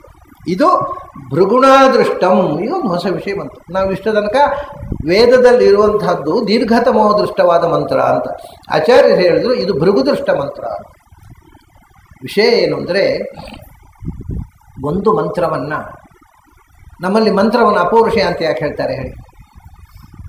ಪೌರುಷೇಯ ಆದರೆ ನಾನೊಂದು ಕವನ ಬರೆದರೆ ಅದು ನನಗಿಂತ ಹಿಂದೆ ಇದ್ದವರು ಯಾರೋ ಅದನ್ನು ಬರೆಯೋದು ಸಾಧ್ಯ ಇಲ್ಲ, ಆ ಕವನವನ್ನು ಪಬ್ಲಿಷ್ ಮಾಡೋದು ಸಾಧ್ಯ ಇಲ್ಲ, ಅದನ್ನು ತಿಳ್ಕೊಳ್ಳೋದು ಸಾಧ್ಯ ಇಲ್ಲ. ಇವಾಗ ಇದನ್ನು ಅಪೌರುಷೇಯ ಇದು ಅನ್ನೋದು ಗಮಕ ಏನು ಅಂದರೆ, ದೀರ್ಘತಮಸ್ಸು ದೃಷ್ಟವಾದ ಈ ಮಂತ್ರವನ್ನೇ ಅವನ ಅಜ್ಜ ಭೃಗು ಮೊದಲು ಕಂಡಿದ್ದ. ಭೃಗು ಕಂಡ, ಒಮ್ಮೆಲೆ ದೀರ್ಘತಮಸ್ಸು ಕಂಡ. ಆಮೇಲೆ ಈ ಕೆಲವು ಸಂದರ್ಭಗಳಲ್ಲಿ ಇಂಥ ಭೀಮಸೇನ ಕಂಡಂಥ ಸೂಕ್ತ, ಅದು ಭೀಮಸೇನ ಮೊದಲು ಕಂಡದ್ದಲ್ಲ, ಅದಕ್ಕಿಂತ ಹಿಂದೆ ಋಷಿಗಳು ಕಂಡಿದ್ದರು. ಅಂದರೆ ಬೇರೆ ಬೇರೆ ಕಾಲದಲ್ಲಿ ಒಂದೇ ಮಂತ್ರವನ್ನು ಬೇರೆ ಬೇರೆ ಋಷಿಗಳು ಕಾಣ್ತಾರೆ. ಹಾಗಾದರೆ ಅದು ಪೌರುಷೇಯ ಆಗೋದು ಸಾಧ್ಯ ಇಲ್ಲ. ನನಗೂ ಹೊಳೆಯೋದು ನಿಮಗೂ ಹೊಳೆಯೋದು ಅಂದರೆ ಅದು ಯಾರಾದ್ರೆ ಆಥರ ಯಾರು? ಹೊಳೆದದ್ದು ಮಾತ್ರ. ನೀವು ಆಥರ ಅಲ್ಲ, ನಾನು ಆಥರ ಅಲ್ಲ. ಆದ್ದರಿಂದ ಹೊಳೆಯೋದು ಬೇರೆ, ಬರೆಯೋದು ಬೇರೆ. ನಾವು ಡಿಕ್ಷನರಿ ನೋಡಿ ಭಾಷೆ ಕಲಿತು ನಾವು ಕಂಪೋಸ್ ಮಾಡಿದರೆ ಅದು ನಮ್ಮ ರಚನೆ ಆಗುತ್ತೆ. ನಮಗೆ ತನ್ನಷ್ಟಕ್ಕೆ ಹೊಳೆದರೆ ಅದು ನಾವು ಯೋಚನೆ ಮಾಡಿ ಬರೆದದ್ದು ರಚನೆ ಮಾಡಿದ್ದಲ್ಲ, ತನ್ನಷ್ಟಕ್ಕೆ ಹೊಳೆಯೋದು. ನಿಮಗೆ ಒಂದು ಉದಾಹರಣೆ ಕೊಡ್ತೇನೆ ನಾನು. ವಾದಿರಾಜರ ಯುಕ್ತಿ ಮಲ್ಲಿಕ ಇದೆ, ಅದರ ಪ್ರಾರಂಭದ ಸ್ತೋತ್ರ ಸ್ಥಿತ್ಯ ಭಕ್ತ್ಯ ವಿರಕ್ತ್ಯ ಹೀಗೆ ಪ್ರಾರಂಭ ಆಗುತ್ತೆ. ಭಜತಮಲ ಜನೋನ್ನತ್ಯ ಭೂತ್ಯರ್ಪಕಾಯ ಶಿತ್ಯಾಂ ಅತ್ಯಲ್ಪ ಭೃತ್ಯೇಶ್ವಪಿ ಕುಜನ ಕೃತೌದ್ಧತ್ಯ ಭೂತ್ಯಾಜಕಾಯ ಕರ್ತ್ರೇ ಧರ್ತ್ರೇ ಥಹರ್ತ್ರೇ ಹಯಮುಖ ಹರಯೇ ಅಮೂತ್ರ ಪಾತ್ರೇ ನಮಸ್ತೆ ಅಂತ ನಾಲ್ಕು ಲೈನ್ ಆಗಬೇಕು, ಒಂದು ಪದ್ಯ ಆಗ್ಬೇಕಾದ್ರೆ 3 ಲೈನ್ ಆಗೋಯ್ತು. 3 ಲೈನಲ್ಲಿ ವಿಶೇಷಣ ಆಯಿತು, ವಿಶೇಷ್ಯ ಆಯಿತು, ಕ್ರಿಯಾ ನಮಸ್ತೆ ಅಂತ ಆಗೋಯ್ತು. ವಾದರಾಜರಿಗೆ ಸಮಸ್ಯೆ ಆಯ್ತಂತೆ, 3 ಲೈನ್ ಆಗೋಯ್ತಲ್ಲ, ಇನ್ನು 4ನೇ ಲೈನಲ್ಲಿ ಏನು ಬರೆಯೋದು ಅಂತ. ಇದು ಅವರ ತಮ್ಮ ಸುರೋತ್ತಮ ತೀರ್ಥರು ಇದನ್ನು ಬರೆದಿದ್ದಾರೆ, ಈ ವಿಷಯ ದಾಖಲೆ ಮಾಡಿದ್ದಾರೆ ಆ ವ್ಯಾಖ್ಯಾನದಲ್ಲಿ. ಅದಕ್ಕೆ ವಾದರಾಜರು ನಾಳೆ ಬೆಳಿಗ್ಗೆ ಬರೆಯೋಣ, ಇದು ರಾತ್ರಿ ಕೂತು ಬರೆದರು, ಇನ್ನು ಒಂದು ಪಾದ ಈಗ ಸ್ಫುರಣ ಆಗ್ತಾ ಇಲ್ಲ, ನಾಳೆ ಬೆಳಿಗ್ಗೆ ಬರೆಯೋಣ. ಮಲಗಿದಾಗ ಕನಸಿನಲ್ಲಿ ಒಂದು ಲೈನು ಸ್ಫುರಣ ಆಯಿತು ನೋಡಿ. ಅದು ವಾದರಾಜರ ಕಾಂಪೋಸಿಷನ್ ಅಲ್ಲ, ಸ್ಫುರಣ. ಯಾವುದು? 4ನೇ ಲೈನ್. ತಸ್ಮೈ ಕಸ್ಮೈಚಿ ತಸ್ಮನ್ ಮನಸಿ ಧೃತ ಕಥಾ ವಿಸ್ಮೃತೌ ಸ್ಮಾರಕಾಯ. ಅವರಿಗೆ 4ನೇ ಪಾದದಲ್ಲಿ ಏನು ಬರೀಬೇಕು? ವಿಷಯ ಎಲ್ಲ ಹೇಳಿ ಆಯಿತು, ಭಗವಂತನ ಗುಣಗಳನ್ನು ಹೇಳಿ ಆಯಿತು, ವಿಶೇಷಣ ಆಯಿತು, ವಿಶೇಷ್ಯ ಆಯಿತು, ಅವನಿಗೆ ನಮಸ್ಕಾರ ಮಾಡಿದ್ದು ಆಯಿತು. 4ನೇ ಪಾದದಲ್ಲಿ ಏನು ಬರೆಯುವುದು ಅಂತ ಯೋಚನೆ. ಈ 3 ಪಾದಗಳಿಗಿಂತಲೂ ಸುಂದರವಾಗಿ 4ನೇ ಪಾದ ಮೂಡಿ ಬಂತು. ಎಲ್ಲಿ? ಕನಸಿನಲ್ಲಿ ಹೊಳೆದದ್ದು. ಏನು ವಿಷಯ? ಬಹಳ ಅದ್ಭುತ. ಏನನ್ನು ಬರೀಬೇಕು ಅದನ್ನು ಹೊಳೆಯಿಸದೆ ಮತ್ತು ಬೇಕಾದಾಗ ತಾನೇ ಹೊಳೆಯಿಸುವ ದೇವರಿಗೆ ನಮಸ್ಕಾರ. ಹೊಳೆದದ್ದು ನೋಡಿ. 4 ಅಸ್ಮದ್ ಮನಸ್ಸಿ ಧೃತ ಕಥಾ ವಿಸ್ಮೃತವು ಸ್ಮಾರಕಾಯ. ನಮಗೆ ಮರೆತು ಹೋದದ್ದನ್ನು ನೆನಪು ಮಾಡಿಸುವ ದೇವರಿಗೆ ನಮಸ್ಕಾರ ಅಂದರು. ಅದು ಅವರ ಕಾಂಪೋಸಿಷನ್ ಅಲ್ಲ, ಇಟ್ ಇಸ್ ಎ ಫ್ಲ್ಯಾಶ್. ಇದು ಏನು ಅಂದರೆ ಇಂಟೆಲೆಕ್ಚುವಲ್ ಕಾಂಪೋಸಿಷನ್ ಮತ್ತು ಇಂಟ್ಯೂಷನಲ್ ಫ್ಲ್ಯಾಶ್ ಅಂತ. ಇದರ ಅಂತರ. ಯಾಕೆ ಈಗ ಇಂಟ್ಯೂಷನೇ ಸತ್ತೋಗಿದೆ, ಯಾರು ಇಲ್ಲೇ ಇಲ್ಲ, ಜೀವಂತವಾಗೇ ಇಲ್ಲ, ಅದಕ್ಕೆ ಅರ್ಥ ಆಗೋದಿಲ್ಲ. ಆದ್ದರಿಂದ ಇಂಟ್ಯೂಷನಲ್ ಫ್ಲ್ಯಾಶು ಅಂದರೆ ಅದು ನನ್ನ ಕೃತಿ ಅಲ್ಲ, ನನಗೆ ಹೊಳೆದದ್ದು. ಯಾರು ಹೊಳಿಸಿದ್ದು? ದೇವರು ಹೊಳಿಸಿದ್ದು. ಅದಕ್ಕೆ ಅದು ಅಪೌರುಷ ಅಂತ. ಹಾಗೆ ಬೇರೆ ಬೇರೆ ಋಷಿಗಳಿಗೆ ಒಂದೇ ಮಂತ್ರ ಬೇರೆ ಬೇರೆ ಕಾಲದಲ್ಲಿ ಬೇರೆ ಬೇರೆ ಯುಗಗಳಲ್ಲಿ ಫ್ಲ್ಯಾಶ್ ಆಗಿದೆ. ಅದನ್ನು ಯಾರು ಮಾಡಿದ್ದು ಅಂತ ಹೇಳೋದು? ಯಾರೂ ಮಾಡಿದ್ದು ಅಂತ ಹೇಳಲಿಕ್ಕೆ ಆಗೋಲ್ಲ. ಯಾರೋ ಒಬ್ಬ ಮಾಡಿದರೆ ಅವನಿಗಿಂತ ಹಿಂದೆ ಇದ್ದವರಿಗೆ ಅದು ಹೊಳೆಯೋ ಸಾಧ್ಯ ಇಲ್ಲ. ಈ ಕಾಳಿದಾಸನ ಕುಮಾರ ಸಂಭವ, ಕಾಳಿದಾಸ ಹುಟ್ಟೋ ಮುಂಚೆ ಯಾವ ಋಷಿಗಳಿಗೂ ಹೊಳೆಯೋ ಸಾಧ್ಯ ಇಲ್ಲ. ಯಾಕೆಂದರೆ ಅದು ಅವನ ಕಾಂಪೋಸಿಷನ್. ಆದರೆ ವೇದ ಹಾಗಲ್ಲ. ಈ ಕಲ್ಪದಲ್ಲಿ, ಇದಕ್ಕಿಂತ ಹಿಂದಿನ ಕಲ್ಪದಲ್ಲಿಯೂ ಇವಾಗ ನೋಡಿ, ಇವನು ದೀರ್ಘತಮಸ್ಸು ಈ ಮಂತ್ರವನ್ನು ಕಂಡದ್ದು ಯಾವಾಗ? ವೈವಸ್ವತ ಮನ್ವಂತರದಲ್ಲಿ. ಭೃಗು ಕಂಡದ್ದು ಯಾವಾಗ? ಸ್ವಯಂಭೂ ಮನ್ವಂತರದಲ್ಲಿ. ಎಷ್ಟು ಯುಗಗಳ ಮನ್ವಂತರಗಳ ಅಂತರ ಆಯಿತು. ಇದು 7ನೇ ಮನ್ವಂತರ, ಅದು 1ನೇ ಮನ್ವಂತರ. ಅಂದರೆ ಯೋಚನೆ ಮಾಡಿ, ಭೃಗು ಕಂಡದ್ದು ಸ್ವಯಂಭೂ ಮನ್ವಂತರದಲ್ಲಿ. ಒಂದು ಮನ್ವಂತರ ಅಂದರೆ ಸ್ಥೂಲವಾಗಿ 30 ಕೋಟಿ ವರ್ಷಗಳು. 7 ಮನ್ವಂತರ ಹಿಂದೆ ಅಂದರೆ 200 ಕೋಟಿ ವರ್ಷ ಹಿಂದೆ ಭೃಗು ಕಂಡದ್ದು. ಅದನ್ನು ಯಾರು ದಾಖಲೆ ಮಾಡೋದು? ಆಮೇಲೆ ನಮ್ಮ ಮನ್ವಂತರದಲ್ಲಿ ಅದನ್ನು ದೀರ್ಘತಮಸ್ಸು ಕಂಡ, ಅದು ಶತರ್ಚಿಗಳ ಮಂತ್ರವಾಗಿ ಋಗ್ವೇದದಲ್ಲಿ ಸೇರಿತು. ಆದರೆ ಆಚಾರ್ಯ ಹೇಳಿದರು, ಮೊದಲು ಕಂಡವನು ಮುಖ್ಯ ಅಲ್ವ ನಮಗೆ? ಮೊದಲು ಕಂಡವನನ್ನು ಬಿಟ್ಟು ಆನಂತರ ಕಂಡವನನ್ನು ಹೇಳೋದ ಅಲ್ಲ. ಈಗ ನೋಡಿ, ಭಾಗವತ ಈಶಾವಾಸ್ಯ ಉಪನಿಷತ್ತಿದೆ. ಅದಕ್ಕೂ ಈಶಾವಾಸ್ಯ ಉಪನಿಷತ್ತು ಅಂದರೆ ಈಶಾವಾಸ್ಯವಿದಂ ಸರ್ವಂ ಅಂತ ಹೆಸರಿನಿಂದ. ಅದರ ಹೆಸರು ಯಾಜ್ಞೀಯ ಮಂತ್ರ ಉಪನಿಷತ್ತು ಅಂತ. ಆ ಉಪನಿಷತ್ತನ್ನು ಅದು ಯಜುರ್ವೇದದಲ್ಲಿ ಇದೆ. ಯಜುರ್ವೇದದಲ್ಲಿದೆ. ಅದನ್ನು ದಧೀಚಿ ದಧ್ಯಂಗ ಅಥರ್ವಣ ಋಷಿ ಅಂತಿದೆ. ಆ ಮಂತ್ರ ಶುಕ್ಲ ಯಜುರ್ವೇದದಲ್ಲಿ ಬರುತ್ತೆ, ಕೊನೆಯ ಅಧ್ಯಾಯ. ಅದಕ್ಕೆ ಅಥರ್ವ ಮುನಿಯ ಮಗ ದಧ್ಯಂಗ್ ಅಂದರೆ ದಧೀಚಿ ಅಂತ. ಆದರೆ ಭಾಗವತದಲ್ಲಿ ಅದು ಸ್ವಯಂಭೂ ಮನೋದೃಷ್ಟವಾದ್ದು ಅಂತ ಹೇಳಿದರು. ಸ್ವಯಂಭೂ ಮನ್ವಂತರದಲ್ಲಿ ಸ್ವಯಂಭೂ ಮನೋದೃಷ್ಟ. ಈ ವೈವಸ್ವತ ಮನ್ವಂತರದಲ್ಲಿ ಮತ್ತೆ ದಧೀಚಿ ಯಾರು? ಸ್ವಯಂಭೂ ಮನುವಿನ ಮಗಳು, ಕರ್ದಮ ಪ್ರಜಾಪತಿಯ ಹೆಂಡತಿ ದೇವಹೂತಿ. ದೇವಹೂತಿಯ ಮಗಳು ಅಥರ್ವನ ಹೆಂಡತಿ ಶಾಂತಿ. ಅಂದರೆ ಸ್ವಯಂಭೂಮನು ಮೊದಲು ಕಂಡ, ಆಮೇಲೆ ಸ್ವಯಂಭೂಮನುವಿನ ಮಗಳ ಮಗ ದಧೀಚಿ, ಮೊಮ್ಮಗಳ ಮಗ ಅವನು ಕಂಡ. ಹಾಗಾದರೆ ಮೊಮ್ಮಗಳ ಮಗ ಕಂಡದನ್ನು ಮೊದಲು ಹೇಳಬೇಕು, ಅವನು ಮುತ್ತಜ್ಜ ಕಂಡದನ್ನು ಮೊದಲು ಹೇಳಬೇಕು. ಅದನ್ನು ಭಾಗವತ ಹೇಳಿತು. ಸ್ವಯಂಭೂಮನು ಈಶಾವಾಸ್ಯ ಉಪನಿಷತ್ತನ್ನು ಕಂಡ. ಹಾಗೆ ಆಚಾರ್ಯ ಹೇಳ್ತಾರೆ, ಭೃಗುಣಾದೃಷ್ಟಂ. ಸ್ವಯಂಭೂ ಮನ್ವಂತರದಲ್ಲಿ ಭೃಗುದೃಷ್ಟವಾದ ಮಂತ್ರ. ಆನಂತರ ವೈವಸ್ವತ ಮನ್ವಂತರದಲ್ಲಿ ಭೃಗು ಕಂಡದ್ದನ್ನು ಮತ್ತೆ ಆ ಪರಂಪರೆ. ಭೃಗುವಿನ ಸೋದರ ಅಂಗಿರಸ್, ಸಪ್ತಋಷಿಗಳಲ್ಲಿ ಸೋದರ. ಅಂಗಿರಸನ ಮಗ ಉಚಥ್ಯನ ಮಗ ಮೊಮ್ಮಗ. ಭೃಗು ಮೊದಲು ಕಂಡ ಅಜ್ಜ, ಅನಂತರ ಮತ್ತೊಂದು ಮನ್ವಂತರದಲ್ಲಿ ಅವನ ಮೊಮ್ಮಗ ಕಂಡ. ಹಾಗಾಗಿ ಮೊದಲ ಋಷಿಯನ್ನು ಆಚಾರ್ಯ ಉಲ್ಲೇಖ ಮಾಡ್ತಾರೆ, ಅದು ವೈಶಿಷ್ಟ್ಯ. ಬಲಾದ್ಯಂ ಭೃಗುಣಾದೃಷ್ಟಂ ಪ್ರಾಣಾಗ್ನೇಯ ಸೂಕ್ತಂ. ಅವರೆಲ್ಲ ಅಗ್ನಿ ಸೂಕ್ತ ಅಂತ ಹೇಳಿದ್ರೆ ಆಚಾರ್ಯದು ಪ್ರಾಣಾಗ್ನೇಯ ಸೂಕ್ತಂ ಅಂತ. ಇಷ್ಟು ವಿಷಯ ಈ ಸೂಕ್ತಕ್ಕೆ ಹಿನ್ನೆಲೆಯಾಗಿದೆ. ನಾವು ಒಂದು ಸೂಕ್ತವನ್ನು ತಿಳ್ಕೊಳ್ಬೇಕಾಗಿದ್ದರೆ ಯಾವುದೇ ಮಂತ್ರವನ್ನು ಅದರ ಮೊದಲು ಋಷಿ, ಛಂದಸ್ಸು, ದೇವತೆಗಳನ್ನು ತಿಳ್ಕೋಬೇಕು ಅಂತೇಳಿ. ಋಷಿ, ಛಂದಸ್ಸು ಮತ್ತು ದೇವತೆ. ಇವಾಗ ಋಷಿ ಯಾರು ಅಂತ ಗೊತ್ತಾಯ್ತು ನಮಗೆ. ಮೂಲ ಋಷಿ ಭೃಗು. ಆದ್ದರಿಂದ ನಾವು ಬಳಿತ್ಥಾ ಸೂಕ್ತದಿಂದ ಜಪ ಮಾಡುವಾಗಲಿ ಅಥವಾ ಹೋಮ ಮಾಡುವಾಗಲಿ ಋಷಿ ಛಂದೋ ದೇವತೆಗಳನ್ನ ಹೇಳುವಾಗ ದೀರ್ಘತಮಾಹ ಋಷಿ ಅಂತ ಹೇಳುವುದಕ್ಕಿಂತಲೂ ಭೃಗು ಋಷಿ ಅಂತ ಹೇಳೋದು ಶ್ರೇಷ್ಠ. ಅದಕ್ಕೋಸ್ಕರ ಆಚಾರ್ಯ ಅದನ್ನು ಕರ್ಮಾನುಷ್ಠಾನಕ್ಕೆ ಅಂಗವಾಗಿ ಮಾಡುವಂಥ ಕ್ರಿಯೆಗಳನ್ನು ಹೇಳುವಾಗ ಅದನ್ನು ಭೃಗುಣಾದೃಷ್ಟ ಅಂತ ಹೇಳಿಬಿಟ್ರು ತಂತ್ರಸಾರ ಸಂಗ್ರಹದಲ್ಲಿ. ಆಮೇಲೆ ಋಷಿ ಗೊತ್ತಾಯಿತು, ಭೃಗು ಋಷಿ. ನಾವು ಹೀಗೆ ಹೇಳ್ಬೋದು, ಯಾವುದು ಗೊತ್ತ, ಪ್ರತಿಯೊಂದು ಮಂತ್ರ ಮೊದಲು ಆವಿಷ್ಕಾರ ಮಾಡಿದ್ದು ಹಯಗ್ರೀವ. ಅದರಿಂದ ಸರ್ವೇಶ ಮಂತ್ರ ಹಯಗ್ರೀವ ಋಷಿ.